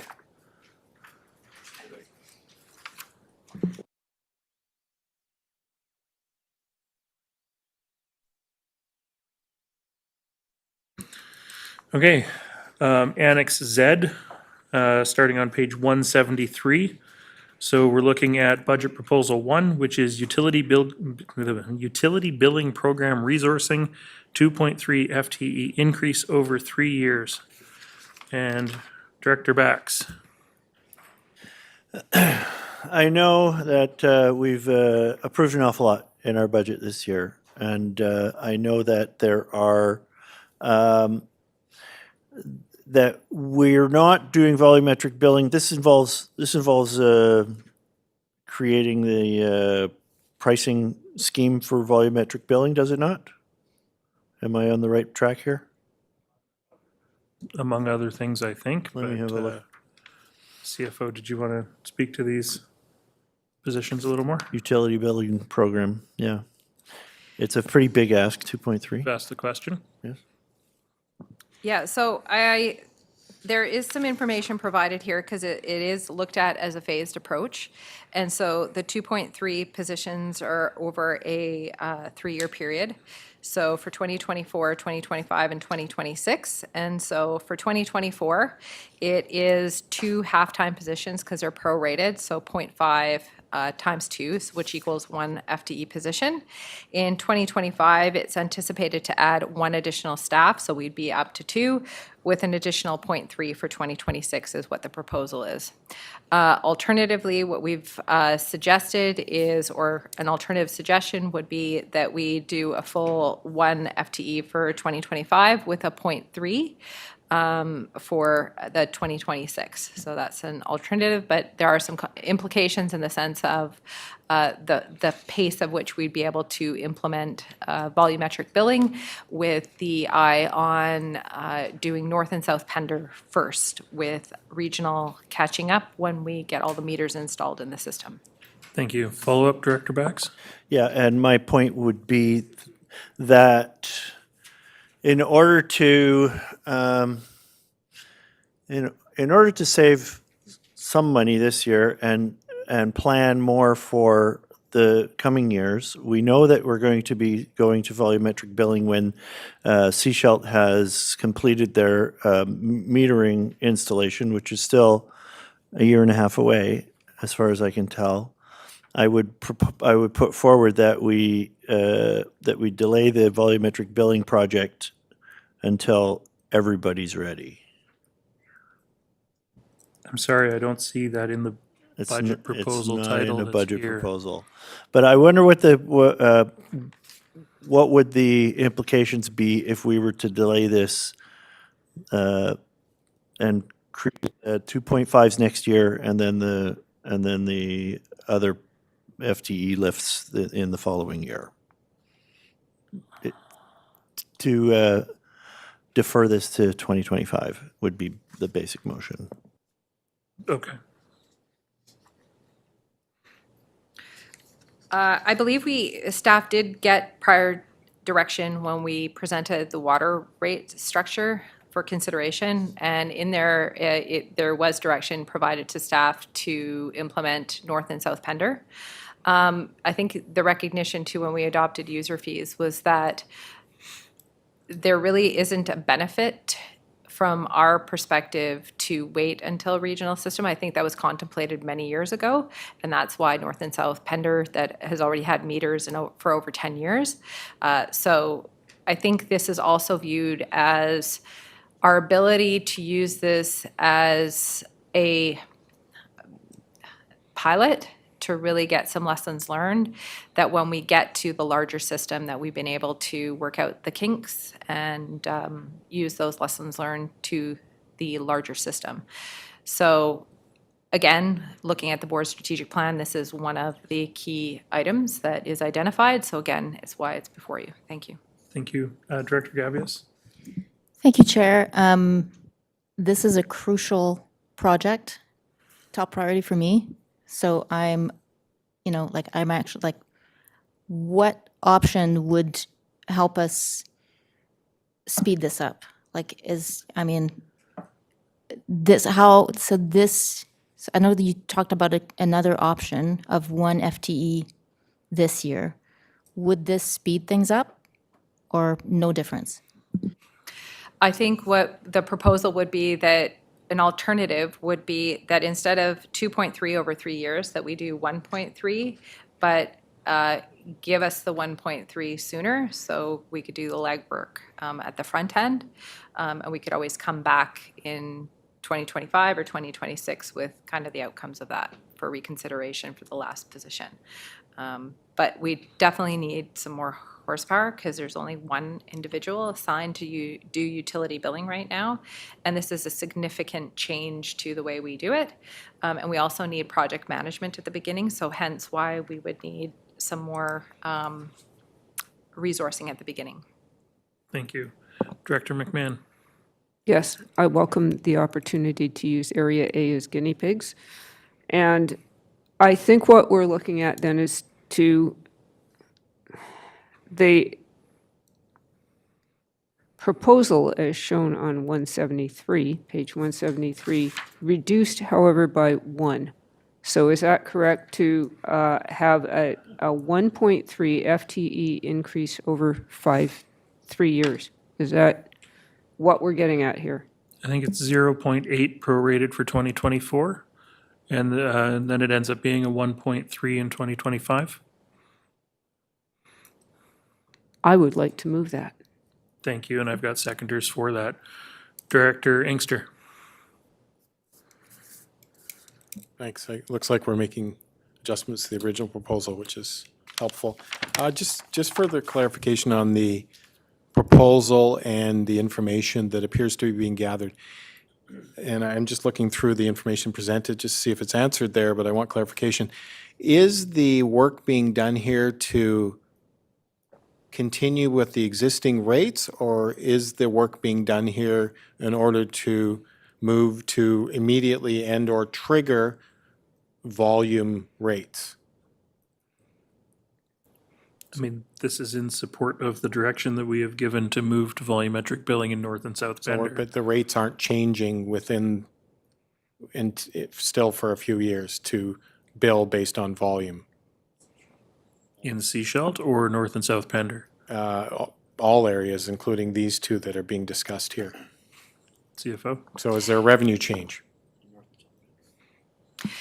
So part of the consideration, but not of these resources in particular, would be to review the rates. And so that was part of the rate structure. So there is separate projects and proposals associated with reviewing the rates. And this is more of the mechanics of the actual billing component of it. The rates are a separate project. Working together with this particular group, because we have to ensure we're working in lockstep with one another. But we would probably be proposing some revised rates for this. probably sometime when we're ready to start launching volumetric billing. And that's part of, again, bylaw 422 review. And so it's not directly related to this proposal. They're related to carry forward projects. Thank you. Director Alexander. I'm wondering if you could just read back the motion as it stands right now, please.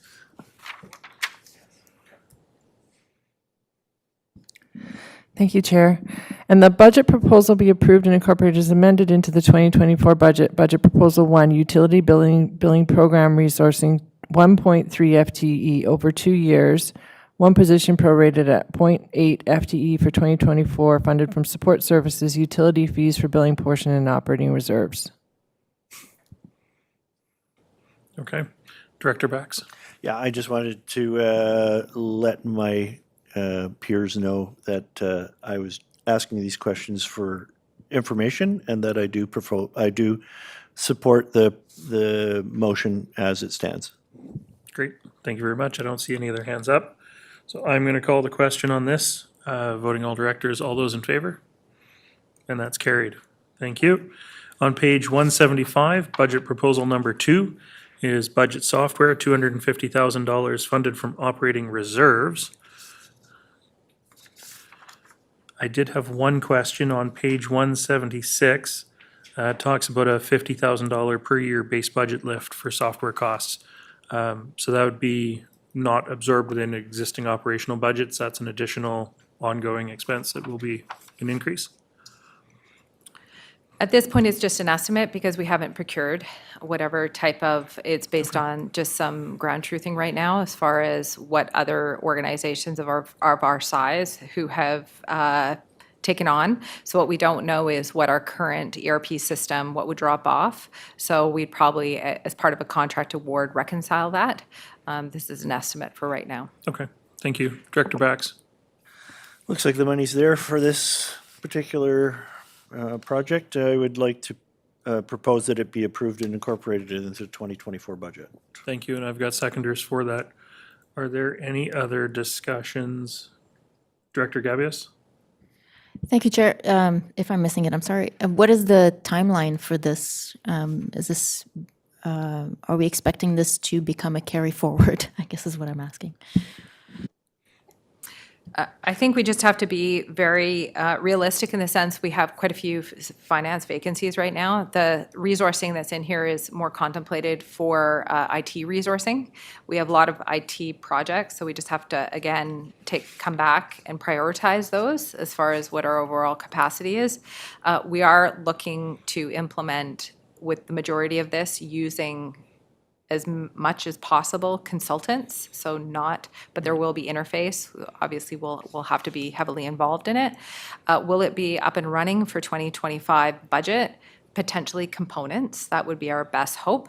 But again, just based on our ability to recruit our internal positions that are vacant right now would be contingent. Thank you. I don't see any other hands up. We've got a motion on the floor. I'm going to call the question. All those in favor? And that's carried. Thank you. That takes us to the end of Annex Z. So moving on to Annex AA on page 177.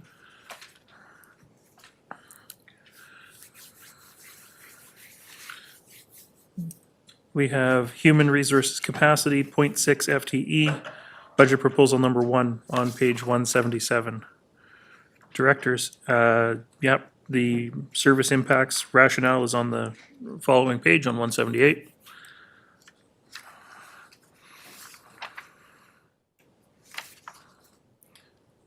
Any questions or discussion?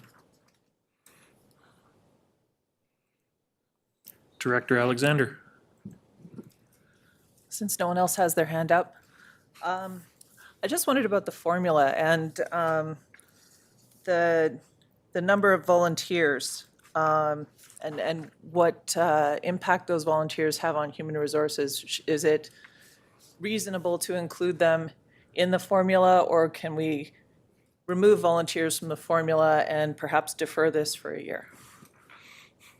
I'm asking for HR's input on that. Thank you. Thank you. Through the chair, thank you for the question. Perhaps one of the things that I think is worth mentioning is we keep a record of every resource that we have when they start and even after, long after they finish. Some of the things that our volunteers are currently getting, for example, benefits. We also have a provision for employee and family assistance program services. We are, as based on our discussions earlier, continue to have meetings with volunteers and looking at compensation methodologies. So there's a number of different factors that go into this. This also gets into claims management because they are defined as workers under the Workers' Compensation Act. It also includes looking at investigations for safety matters, arranging follow-up, things along that line. Thank you. Thank you. There is one thing I did want to highlight in this, and that the referral from round one was actually for a 1.0 FTE prorated for 2024, and what's in front of us today is for 0.6 FTE prorated to 0.4 for 2024. So it is a reduction from the original round one ask. Any other questions or discussion?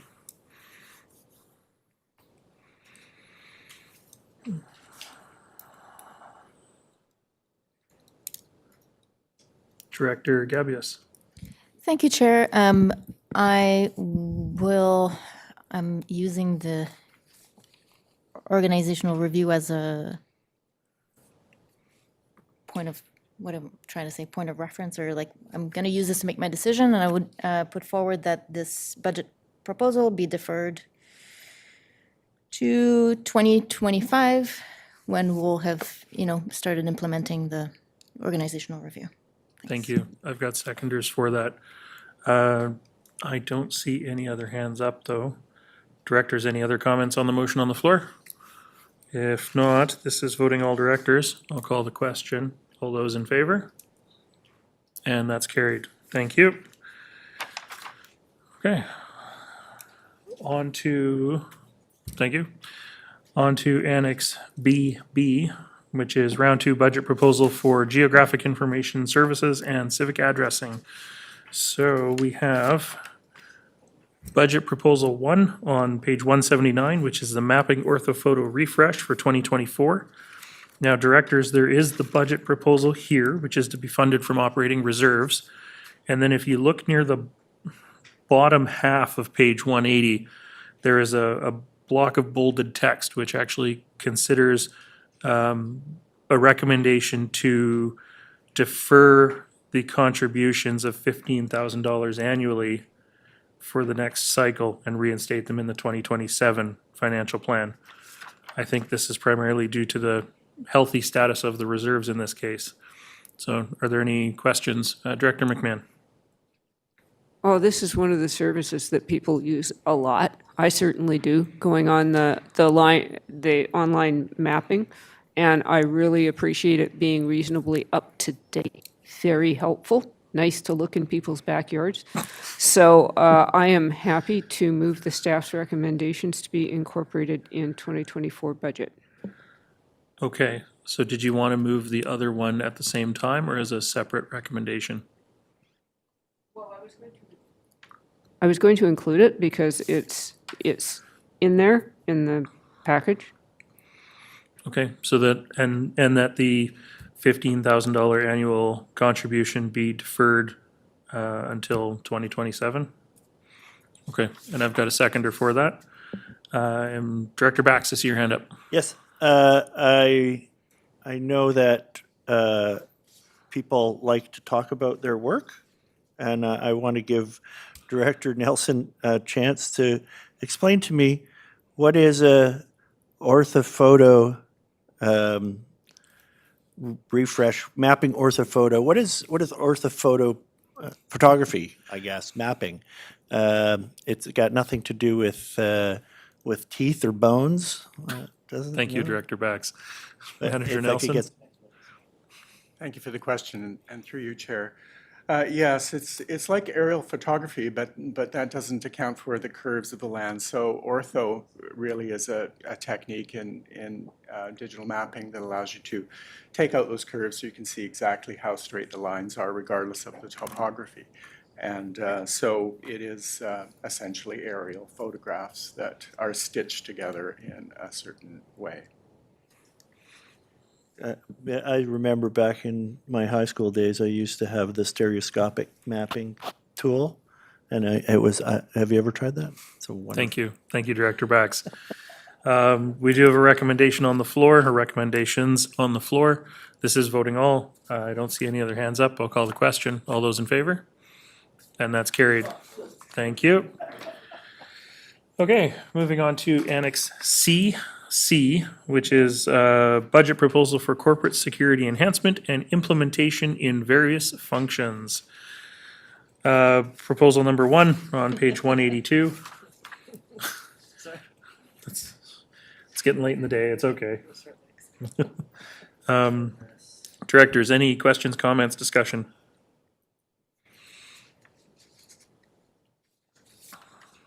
Director McMahon. I really wish we didn't need enhanced security, but it seems clear that we do. So I would like to move that this be approved and incorporated in the 2024 budget. Thank you. And I will second that to put it on the floor. Didn't see anybody jumping up and down, so I thought I would do it myself. Directors, any other discussion on the motion? Director Inkster. So it's clearly just the facilities listed here, not recreation facilities?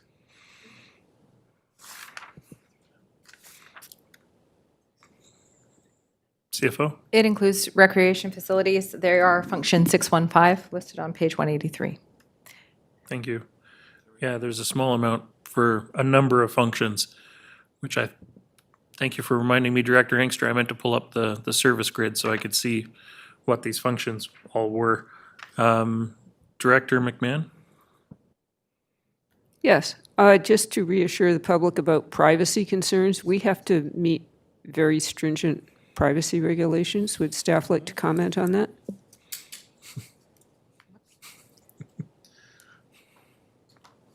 Thank you for the question. Yes, privacy impact assessment will be part of this implementation. And this type of a project would probably also include us providing that assessment to the privacy commissioner, which we don't need to do on every PIA, but on this one, we will likely need to have them review that as well. Thank you. And Director Alexander? Just a quick question about the physical equipment. My understanding from your budget proposal is this is strictly monitoring, that we aren't intended to own much equipment, but then there is, in the future implications, some equipment. So I just wanted to understand any physical acquisition. Thanks. Go ahead. Thank you for the question.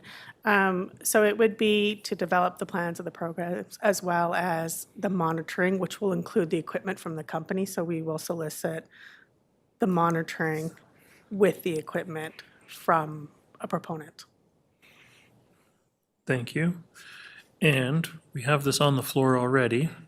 So I'm going to call the question. I don't see any other hands up unless Director Alexander, your hand is up again. Okay. Then all those in favor? And opposed? Motion's carried. Thank you.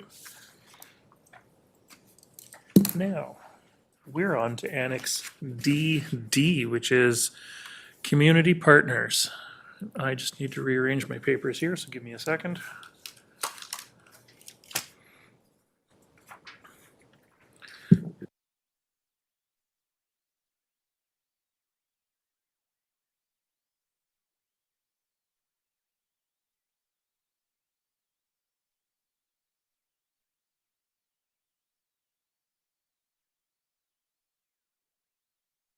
Okay, so directors, we do have a fairly lengthy annex in front of us. We're going to be using a combination of page 188 which is attachment A. If you look at the right-hand column, under notes, it shows which ones we still need to approve here at round 2. We have the recommendations on the front of the annex on page 185. And we also have almost 2 pages within our sample recommendations that are dedicated to community partners. So the voting on these is going to be sorted based on the functions. Chair, I'm just curious whether or not we can do this as a block, if there's any desire to do that, Okay, instead of having to go one by one. okay. Some of these are one single function, some have multiple service, but ultimately, like, if the committee is in agreement, we could do it, this one recommendation as a block. Okay, thank you. So. Okay. So directors, instead of either going through these one by one or doing them all as one block, we could also pull a couple out for further discussion and then pass the rest as a block. So I would like to make that as a third option available to directors. Director McMahon? Good. Throw multiple options at us. I would like to discuss a couple of these. There's one at least that incorporates a 31% increase, which Okay. is pretty dramatic. And I have some concerns about some of these services that we historically took on, having been downloaded on us from senior government. And perhaps not right now, but I think we need to have the discussion about whether we want to continue to fund some of these services. A lot of them, they're all worthy services. I'm not going to say they aren't. But we don't have a social services function. We are overwhelmed with projects around water and solid waste and everything else. And I don't think that we should necessarily be involved in schools and youth programs. And for this year, because we're already into 2024, I'm going to support at least funding them to the level that they were funded last year, because these programs have to be able to plan for the future. But I think we should discuss whether we want to fund them going forward and have some discussions with the providers. There's also a real mishmash of overlapping programs. Frankly, it is confusing. This table, the descriptions, it is kind of a dog's breakfast of different programs, and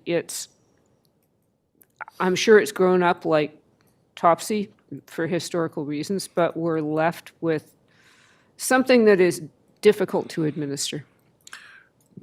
Director McMahon, you did say that there were a couple that you wanted to pull, but you only made reference to the Seashell Community School Society Youth Center. Were there any others that you wanted to pull? Well, here's one approach. We could pass all the ones with a 0% budget increase and get them off the table. Or, I don't know. I'm going to defer to the chair. What is the best way that we want to handle these? Well, I did ask if there were any that anybody wanted to pull. And then otherwise, I'm going to see if anybody will move the rest of them as a block. But I've got a couple other people with their hands up, so let's try the rest of the speakers list first. Director Gabius. Thank you, Chair. This is a longer conversation than we need to be having, obviously, but I agree with Director McMahon. I love that we fund these services, but, are we taking on things that we can't afford? I know that the Foundry will be opening in a few years. Hopefully that's provincially funded, so hopefully that helps us out a little bit. But I agree that the Seashell Youth Center, I think that's the wrong direction. We're going in the wrong direction with that one. So I I'm happy it's been pulled. I guess. Okay, but that's, you don't have any others that you want to pull out at this time? I will keep it at that one for now. Thank you. Director Bax? Just to make things even more muddy, I see that there's 7 of these item lines that have a budget increase of more than 5%. And I think if we were to pick that as a cap for the increase, then we could, I count 7. Are that you have- also including the ones that we've approved already at round 1? Oh, no, Because I if have you read not. the notes column, Oh, okay. it tells you which ones are here for discussion today. All right, there's 1, 2, 3, 4. There's 4 that exceed 5%. And Great. so I would like to pull those 4 for discussion Okay. and pass the rest. So that's the youth center and then basically the Pender Harbor programs. Yes. Thank you. Director McMahon? Or not yet? Well, I'm just thinking to myself that I'm a little uncomfortable including the Seashell Public Library and Scredo in this block, as that is, those two are they not in this block? I got lost. in If all you of go by the this. recommendations that are on page 185, Scredo is in this block. The library is already covered because it's under a funding agreement. It actually has different notes than, Sorry. yep. All right. Well, in that case, strangely, I would support Director Bax. Okay, so right now we're looking at those 4.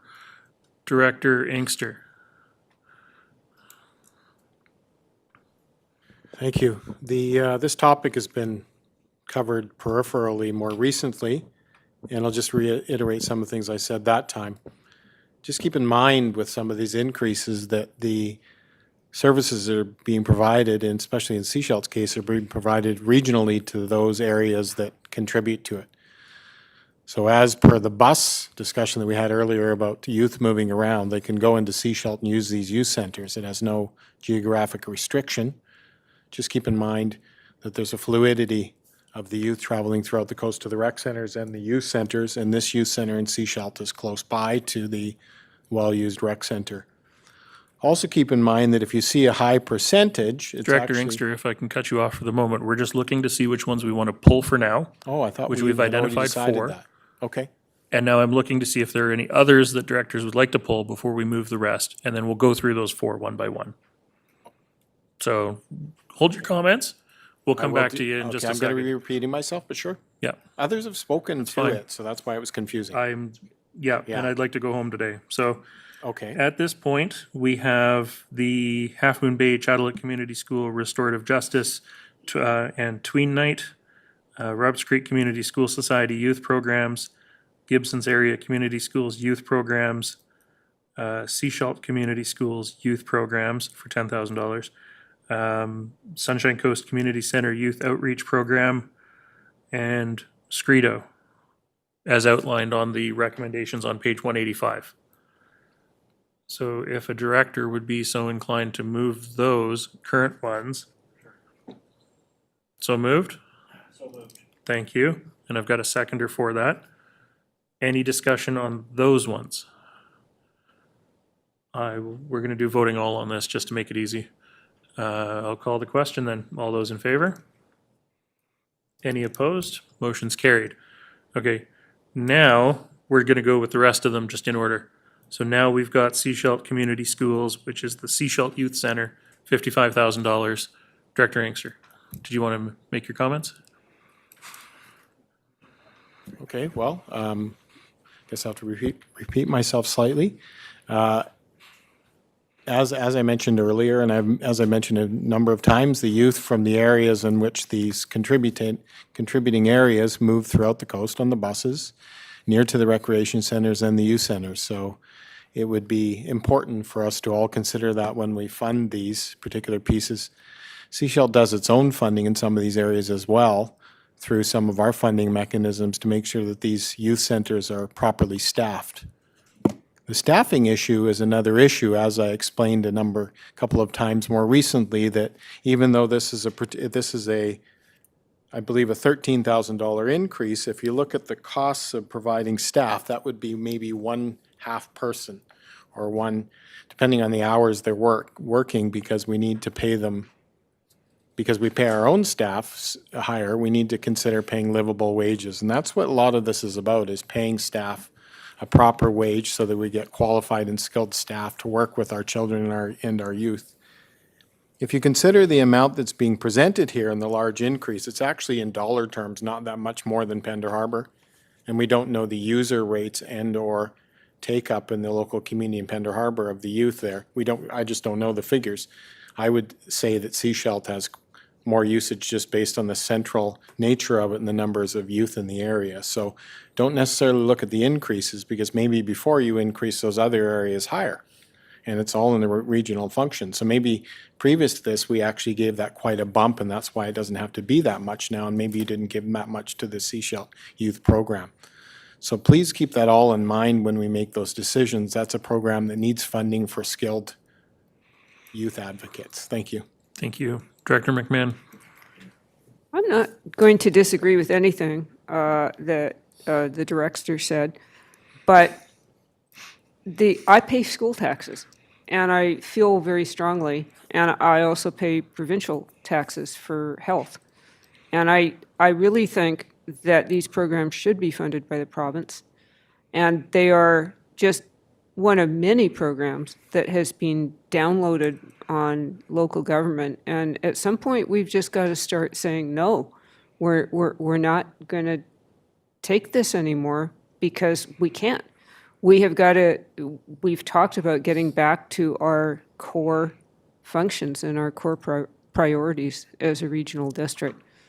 So that's my point.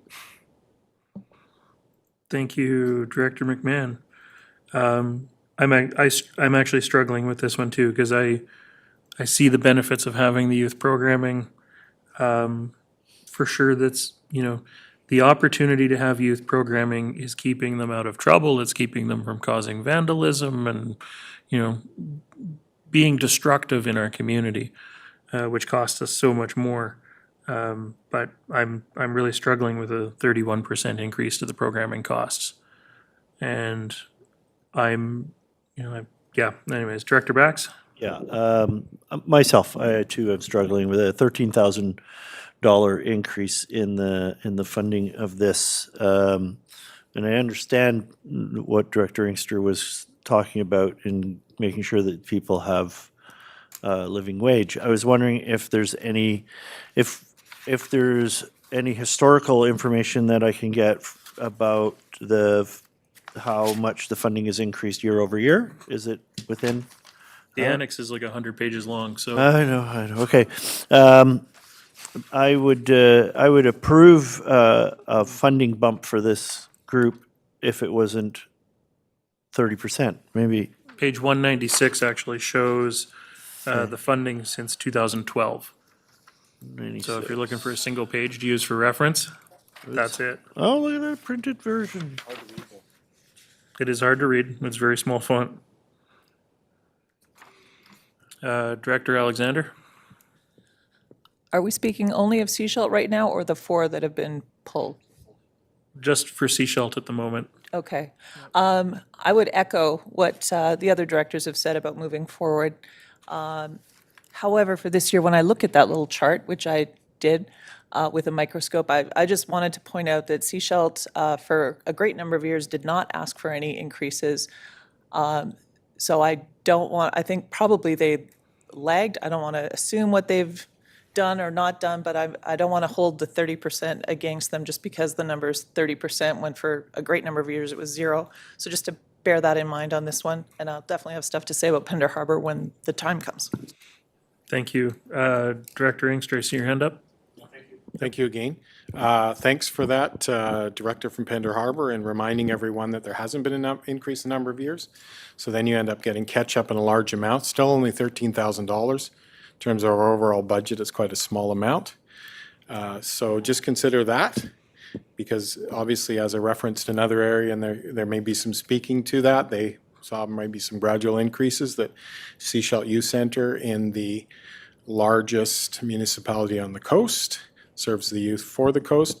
And I just wanted to mention in terms of downloading, one of the problems with that argument, though, is if we don't do it, who will? If we don't fund those, who will? We can't say to the province, you do it, if no one's going to fund that. Then we have a hole in our community that we're not at the grassroots taking responsibility for. So that's my only problem with that. We're also underfunding and not contributing to a group that doesn't necessarily have a voice, nor do they vote. So we need to consider those things when we make an easy decision to say no to $13,000 to help our youth. Director McMahon? The amounts are relatively low compared to the other things we vote on at this budget, but the whole thing, if we don't do it, who will, is how we got into this situation in the first place. So, like I say, we have to start fighting back and make this a provincial issue, and it's an election year. And if we keep funding this, there is no incentive for the groups to go and pound on the desks of our provincial representatives. Director Gabius? Yeah, thank you, Chair. Another interesting one, and like, I'm struggling as well. And I hear Director Inkster, you make some really good points. I think my reservation with this large increase, which is for additional staffing, if I'm not mistaken, I'm wary of where that's going to lead us. I think that's my main concern. I'm more than happy to fund youth services, but we're kind of like, that to me is a step, like we're taking that step to fund extra staffing for this one. So it kind of opens the door for further asks in the future.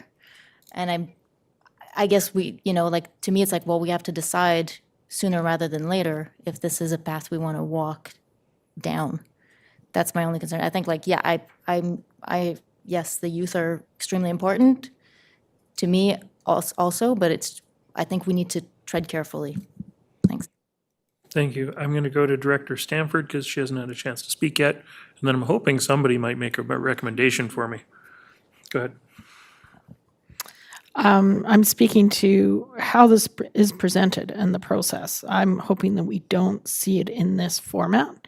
Again, I feel like these are all connected programs. I have no sense of the overlap in them. I have no sense of the real success of them. Are they doing what we think they're doing? I would like to see a process where these community school groups are coming together with one ask and showing us how they're coordinating these programs across the Sunshine Coast. And then I feel I'm in a better position to be able to consider overall increases. This is very ad hoc and very difficult to parse out. Thank you. Thank you. Director Bax. Yeah, I recognize the arguments put forth by all the directors, and with that in mind, I would move that we fund the Seashell Community Schools Youth Center $10,000 this year, rather than $13,000. So what you're saying is $52,000.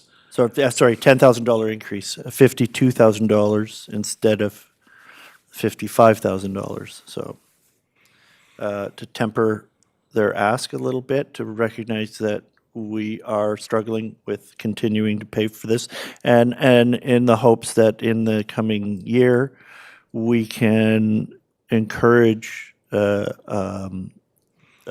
overlap to be addressed by these groups. So my motion is to fund the youth program for Seashell to $52,000. Thank you. Do I have a seconder for that? I do. Thank you. Director McMahon, I see your hand up. I'm going to disagree. In 2020, we funded them $35,000. Last year, we funded them $42,000. And this still represents a pretty big jump. I'm also going to note that the SCRD funds regional recreation to a huge degree. It is incredibly expensive, and I'm always told that we must have this for our youth. Well, I think we're doing our bit. Thank you. I don't see any other hands up, so I'm going to call the question on the motion on the floor, which is to approve and incorporate at $52,000. All those in favor? And opposed? Directors Gabius, McMahon, and Alexander opposed. Motion's carried. So, thank you. Next up, we have Pender Harbor Community School Youth Programs. It's currently showing, the recommendation here is for $16,000. It's the very next line on the table on 188. Director Alexander? Thank you. I'm going to make the motion that these two particular groups are funded as requested. Echoing the other directors, I would put them on notice that next year may look very different. But for this year, I'd like to do this.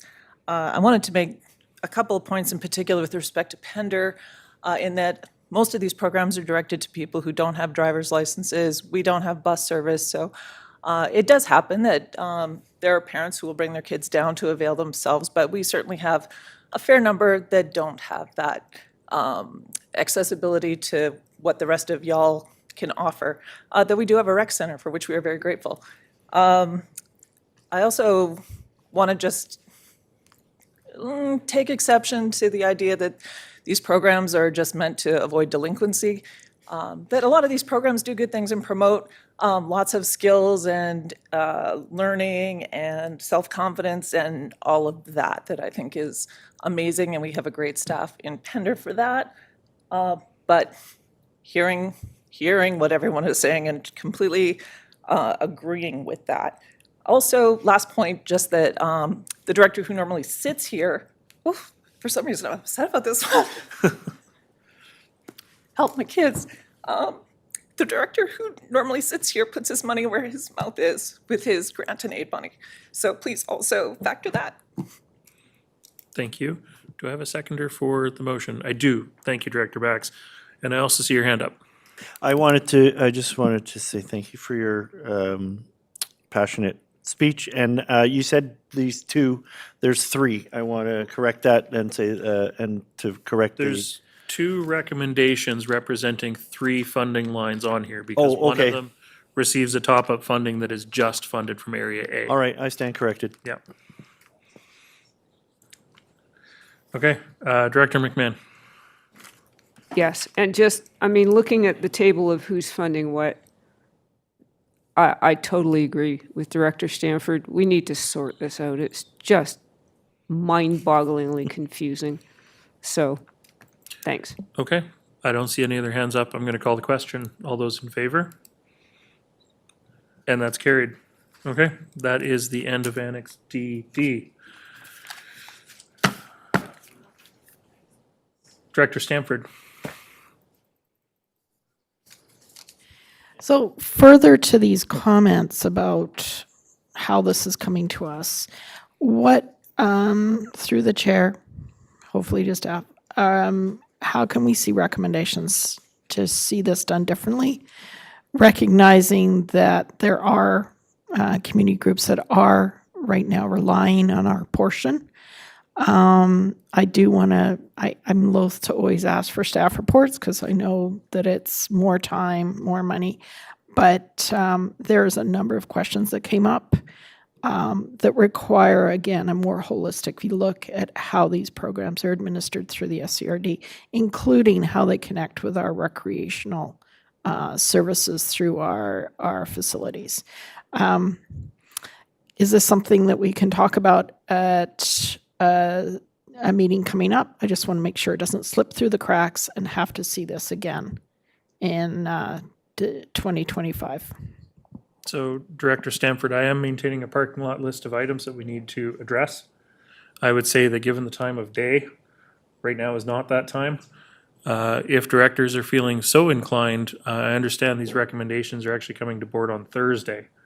So if you can collect your thoughts and, discuss amongst yourselves how you might want to approach this, by the time it comes to board on Thursday, you can bring it up as business arising from the minutes and the recommendations. Otherwise, it is something that we can bring forward as part of the budget debrief session as well. So that'll be the process for that, because I've got a number of things on here that we need to change. Annex EE, oh, my apologies, Director Inkster. Okay, so budget debrief, let's talk about it, and let's talk about going to the province to ask for use funding. All of it, yep. Okay. So Annex EE, Seashell Public Library, this submission is just for information. Nothing, no decisions to be made on it. I'm not even gonna look that hard for hands, except for Director Alexander. Just reviewing that particular document, I just wanted to look at the CFO. Do we normally ask for a balance sheet? It's part of the recording requirements as part of this agreement, so yes. Did I miss the balance sheet?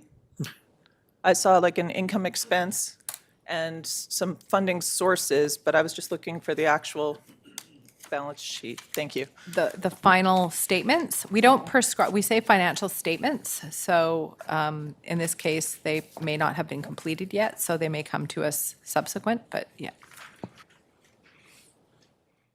So not here as part of this document. Okay. So we're moving on to Annex FF on page 266. This is electoral area grant and aid discretionary balances. And directors, you have on your recommendations sheet down at the bottom, there is a number of recommendations that pertain to how you would like to use your surpluses, to increase discretionary, to reduce taxation, or to increase or decrease your discretionary, et cetera. So what we're gonna do is we're gonna go through these one function at a time. And because we always go through it in forward order, this year we're gonna go through it in reverse order. So we're gonna start with area F. I'm starting with the director who's familiar in the seat versus the director who's filling in today.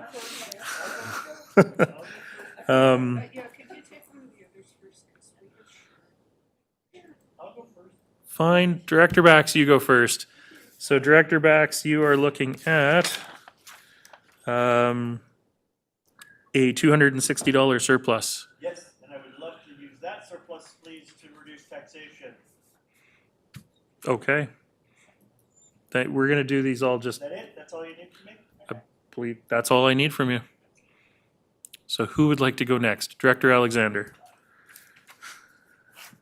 I keep wanting to put my hand up after I've been called on.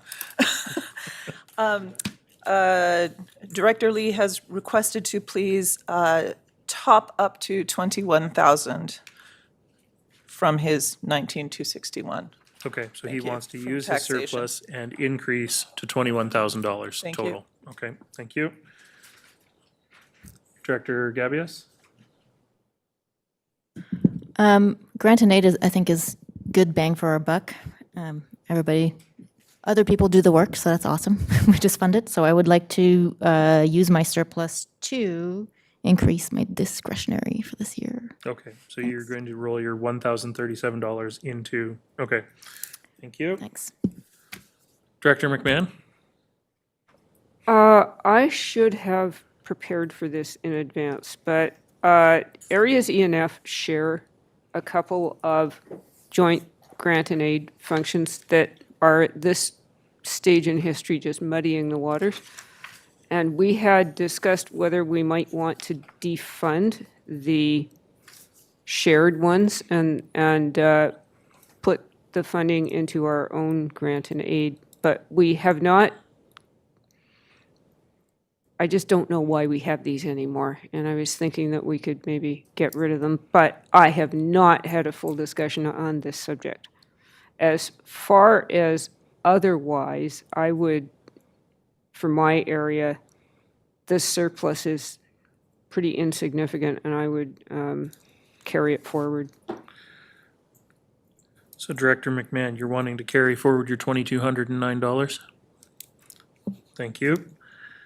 Director Stamford, you're on deck. You can't avoid it any longer. Well, first I'd like to reference the combined electoral ENF. Okay. For this year, is there any concern, Director McMahon, if we just included that and rolled it, the surplus into the ENF? So increase discretionary? Director McMahon? Is this a decision that we could revisit later in the year if we went, It's all based on taxation, right? Yeah, no, it's just the issue of having all these, because we have Greater Gibsons as well, right? And You can make recommendations now and revisit them on Thursday. oh, all right. Why don't we do that? And then we can put our heads together in the meantime, because I'm not sure how we would reallocate if we were to defund those two grant and aids. And perhaps the CFO would like to comment on that. Yeah, I mean, we provided multiple reports on sort of the concepts of these, which is there is some rationale to keep some funds in there. I think the one for areas E and F, if you look at some trends, you're allocating about $2,000 a year. So that would be my suggestion for 2024, is to reduce the discretionary to about $2,000. The Greater Gibsons one, it looks like you have allocated a significant amount to that, or out of that particular pot. So what I would do is maybe just use your surplus to reduce taxation for 2024, and then reassess, because one of the things you may want to contemplate is that the town of Gibsons, which is the rationale for these, has discontinued their grants of assistance. So you can expect a significant uptick on the applications, especially for these related ones. So, or the ones that would qualify in this basket. So though that's another piece of consideration for 2024. So although the chair has suggested to revisit it, I think it's a bigger contemplation than just deciding between now and Thursday. That wasn't helpful. Sorry. Director McMahon? No, and I admit that I haven't, every year I complain about this, but then I don't do anything. The Greater Gibsons Fund was really intended for the Sea Cavalcade Parade. That's the history of it. Sea Cavalcade is gone. And then we redirected it to other arts and culture type of concerns. And then one of the reasons for an ENF fund was because historically F had a very large tax boost from the mill, and it was considered more equitable. But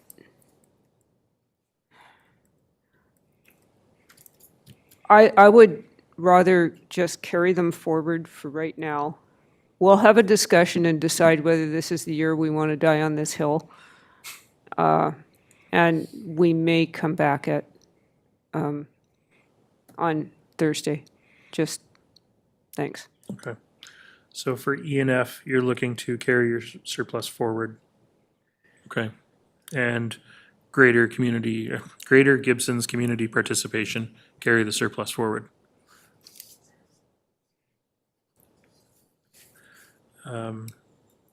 Director Stanford, that's the top of page 268, $1,132.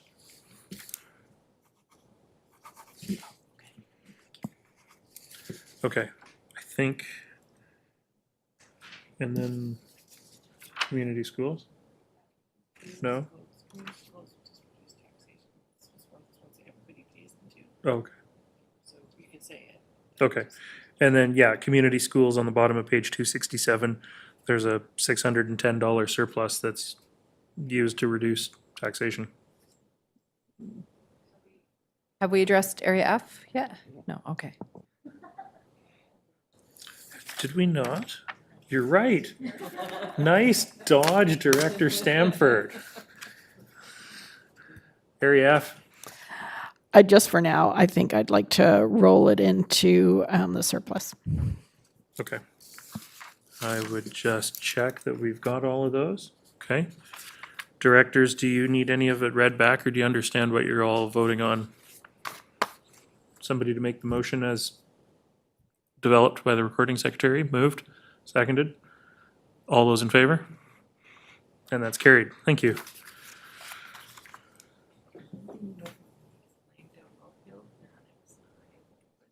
Yeah. Okay, so we do have a couple of items left over in our homework. Annex I from the agenda from yesterday, which was the legislative impacts of the Langdale Wellfield.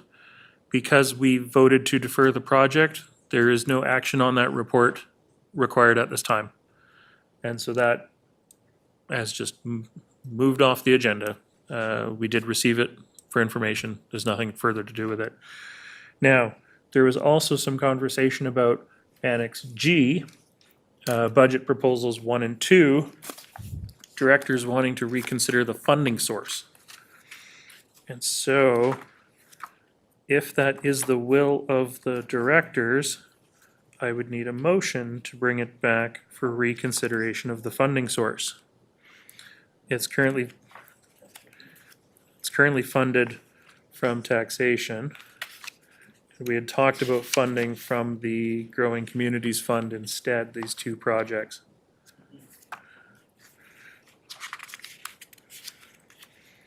Director McMahon. We didn't get into the details of what that would look like because it was suggested that the municipalities might have some contribution, although exactly how much was a little unclear, because the whole thing would be based on the way that the money was assigned by the province. So I guess looking to staff for. In fact, the CFO has her hand up. Wow. Yeah, so I just want to explain the mechanics of this because I think it's important to understand how this works. So if we do use a portion to fund a project from another source of funding, especially one that was, I think, attributed based on the rural areas, it doesn't mean that the rural areas pay less. It just means it reduces the cost. And because the legislative authority is the same, meaning the apportionment set out by the bylaw remains the same. So it just reduces that particular amount, and essentially the benefactor would be the member municipalities, because we can't apportion any other way. We can't just isolate something in the budget and say, oh, if they repatriate. If they did contribute to us, it would just go into the surplus and everybody would benefit towards it. We can't muddle with the apportionment and how we recover in tax fees within the establishment bylaw. Channeling my inner Director White, because after his comments yesterday, I went and I looked up the Growing Communities Fund allocation, and there is a portion of the allocation that is issued based on the entire population of the region, which is, I think, where his comments were coming from. And so that is separate from the portion of the calculation that speaks just to the electoral area residents. And so when we look at something like budget proposal 1, which included $65,000 in taxation, and budget proposal 2, which was $520,000 from taxation, it happens to be that the regional district apportionment, based on the value that was provided in the Growing Communities Fund press release, and a 35,000 population for the region, ends up being about $595,000 in regional money. I don't know if we received a specific, this is how much you received because of your regional population, this is how much you received because of your electoral population, or if staff were able to bring that up. Director McMahon? This is the, this is only the design phase. I mean, we're going to have more coming, presumably. I guess I could go either way. $50,000 is not $65,000. 65. Okay, This is the amended budget document, right? Annex G was the amended one. Yeah. I'm on page 70. Yes, Annex G was replaced. The entire annex was Oh, replaced. that's right. So it was $50,000 funded from taxation. It's now $65,000 funded from taxation. So this is an option. Another option is, where are we on the spending for that fund at this time? And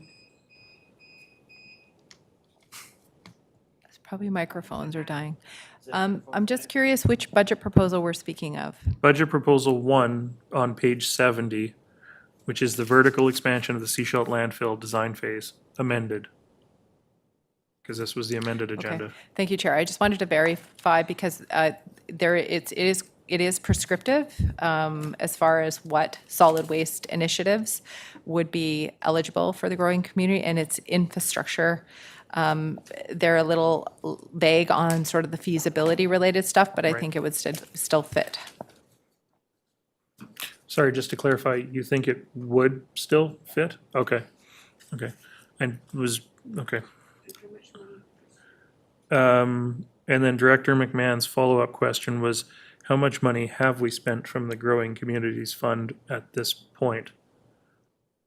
In everything we've... I don't have a running tally. I think there was one or two proposals that were out of there, but there was $2.3 million allocated to the regional district. So I think we're sufficiently healthy. Yeah, we were looking to spend it all on the Langdale well field, which we're not proceeding with at this time. So the vast majority of it got clawed back from that. I do have a speakers list. I'm going to go through the speakers list. Director Bax. I was going to make a motion to approve and incorporate the vertical expansion of the Seashell design phase using $60,000 from the regional district apportionment of the Growing Communities Fund. So 60,000, not the 65,000 that's being funded from taxation? I don't have the right, I don't have the right agenda. It's 65,000, Okay, yes. thank you. Just clarifying. From the Growing Communities Fund. Yeah, the Growing Communities Fund, the regional district apportionment from that pot of money. No, the whole region. Yeah, we don't separate it. Oh, I thought you said it there was. The calculation was done as a... We don't separate this, this, and this, but we do not separate it All right. once it's received here. Okay, that's my motion.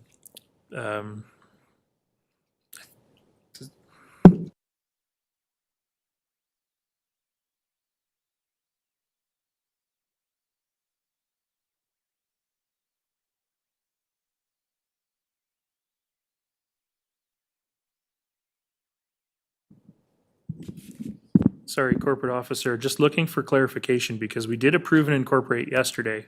So we're wanting to change the funding source today. What would you like a recommendation to look like that would, like, can we just say that we changed the funding source? Note that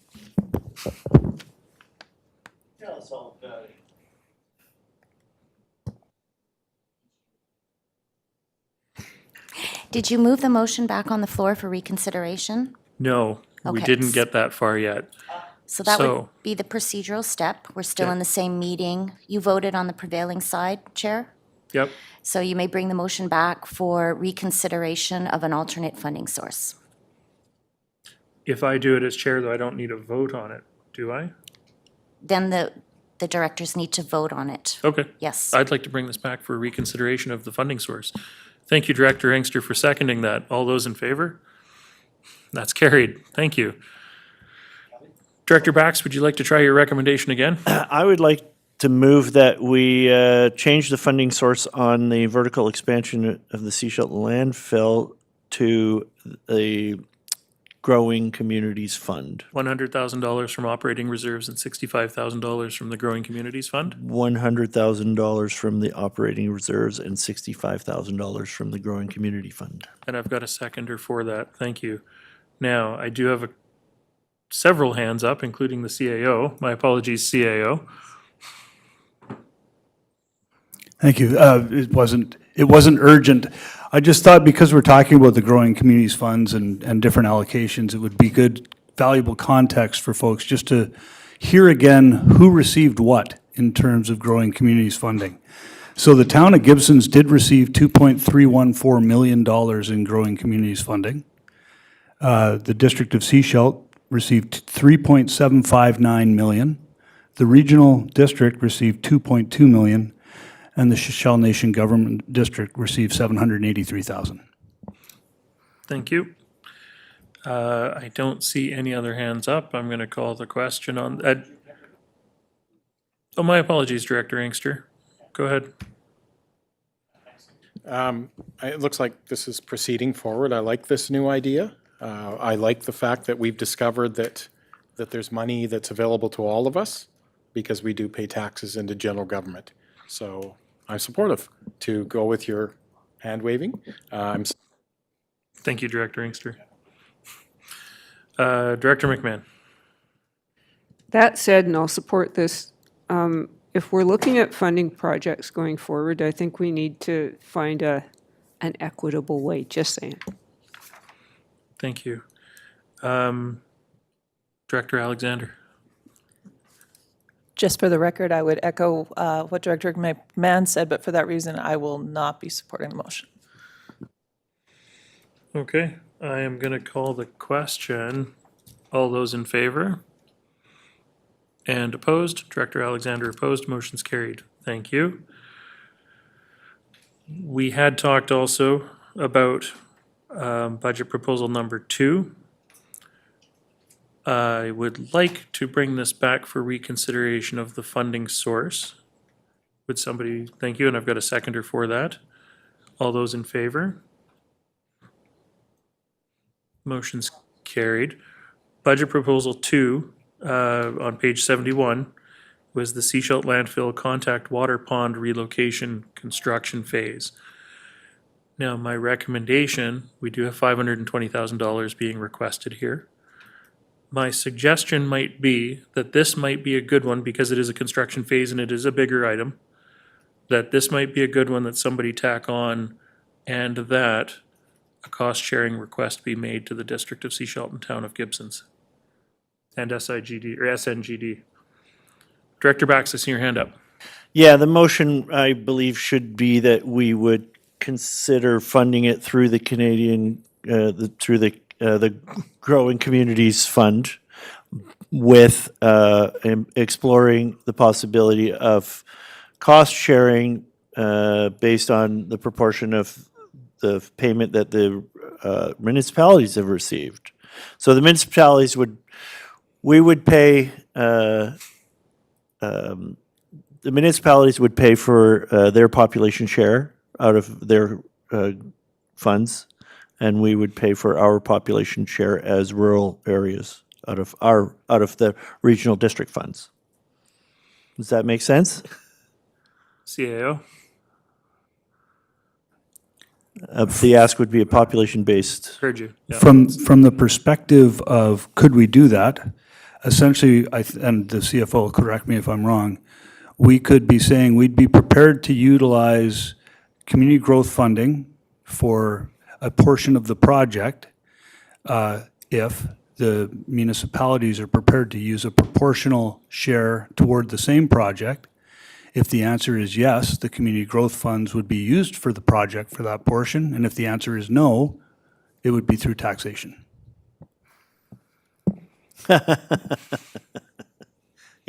Yeah, and so my understanding, the proportions would be about 50% from the rural areas and 50% from the municipalities, something around that. Close, I Right. think, if we were talking proportional Yeah.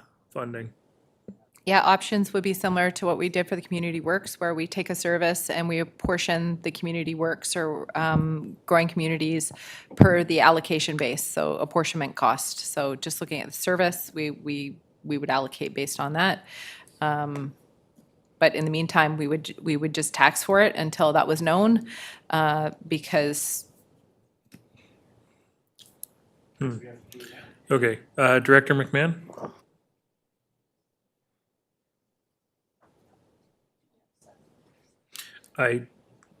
No, I don't have a seconder, but I wanted to make sure Director Bax had had the opportunity to flesh out his motion any further if he wanted to, which is why I took a couple questions. Director McMahon?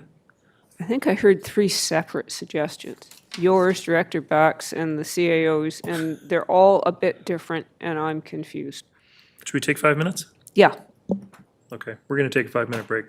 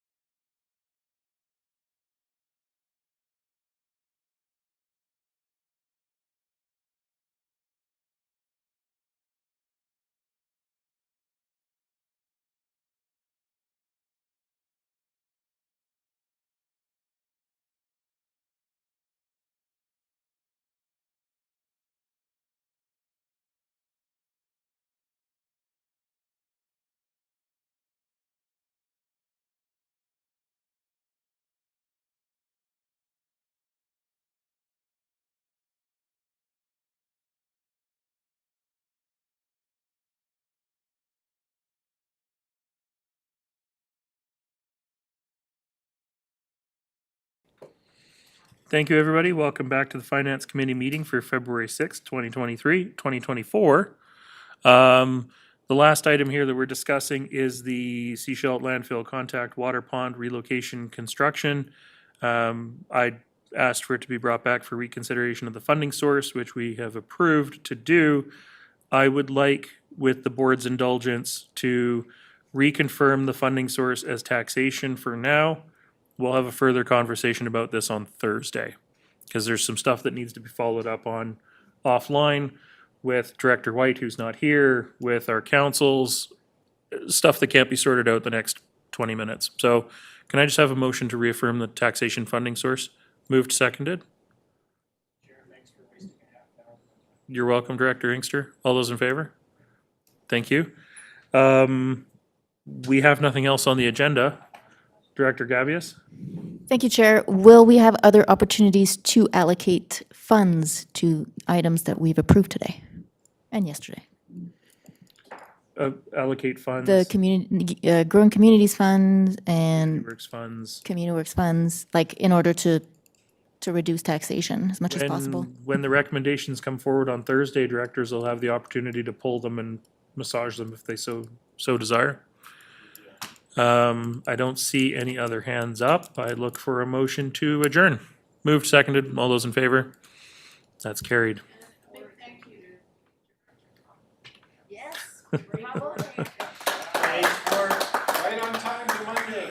All right, and I see Connie has her hand up, so I've given you permission to speak. You should be able to unmute. I have unmuted. Can you hear me? Yes, we can. Thank you very much, Chair Toth. I've heard a couple of references to what sounds to be a preliminary organizational review report going to directors for their attention during these discussions. Haven't seen anything public or on a public agenda for that. Can you confirm to me that there will be a public discussion of the organizational review report and when that will be coming forward? I'm going to defer to the CAO for that one. Yes, thank you, and thank you for the question, Connie, through the chair. Yes, once the senior leadership team has had a chance to go through the recommendations and develop an implementation plan, including earlier in round 2 today, there was a budget proposal that was approved by the board that is doing further work on the implementation of the recommendations of the organizational review, which remains in draft form right now. But when we've had a chance to go through it and design an implementation plan that will certainly be surfaced publicly. Thanks so much for the question. Anything else, Connie? Just a quick follow-up. Is there a time frame that we're looking at here? Would this be Q2 2024, Q1? Again, thanks for the question through the chair. It won't all roll out at the same time. The implementation plan is not designed yet, so I can't give you specific dates. Some things have actually already been implemented. Others will be implemented soon, and it will probably take somewhere between 18 to 24 months or even a little longer for all of the recommendations that are being implemented to be implemented. Thank you. The one thing I may want to add on is that because the organizational review does speak to a lot of specifics, its full release may be delayed or may not happen because of specifics that are within the draft plan. The version of the organizational review that's made public may be slightly different than the version that was received as a draft. Thank you so much for that, clearing that up, and great work on round 2. Thank you, Connie. Have a good evening.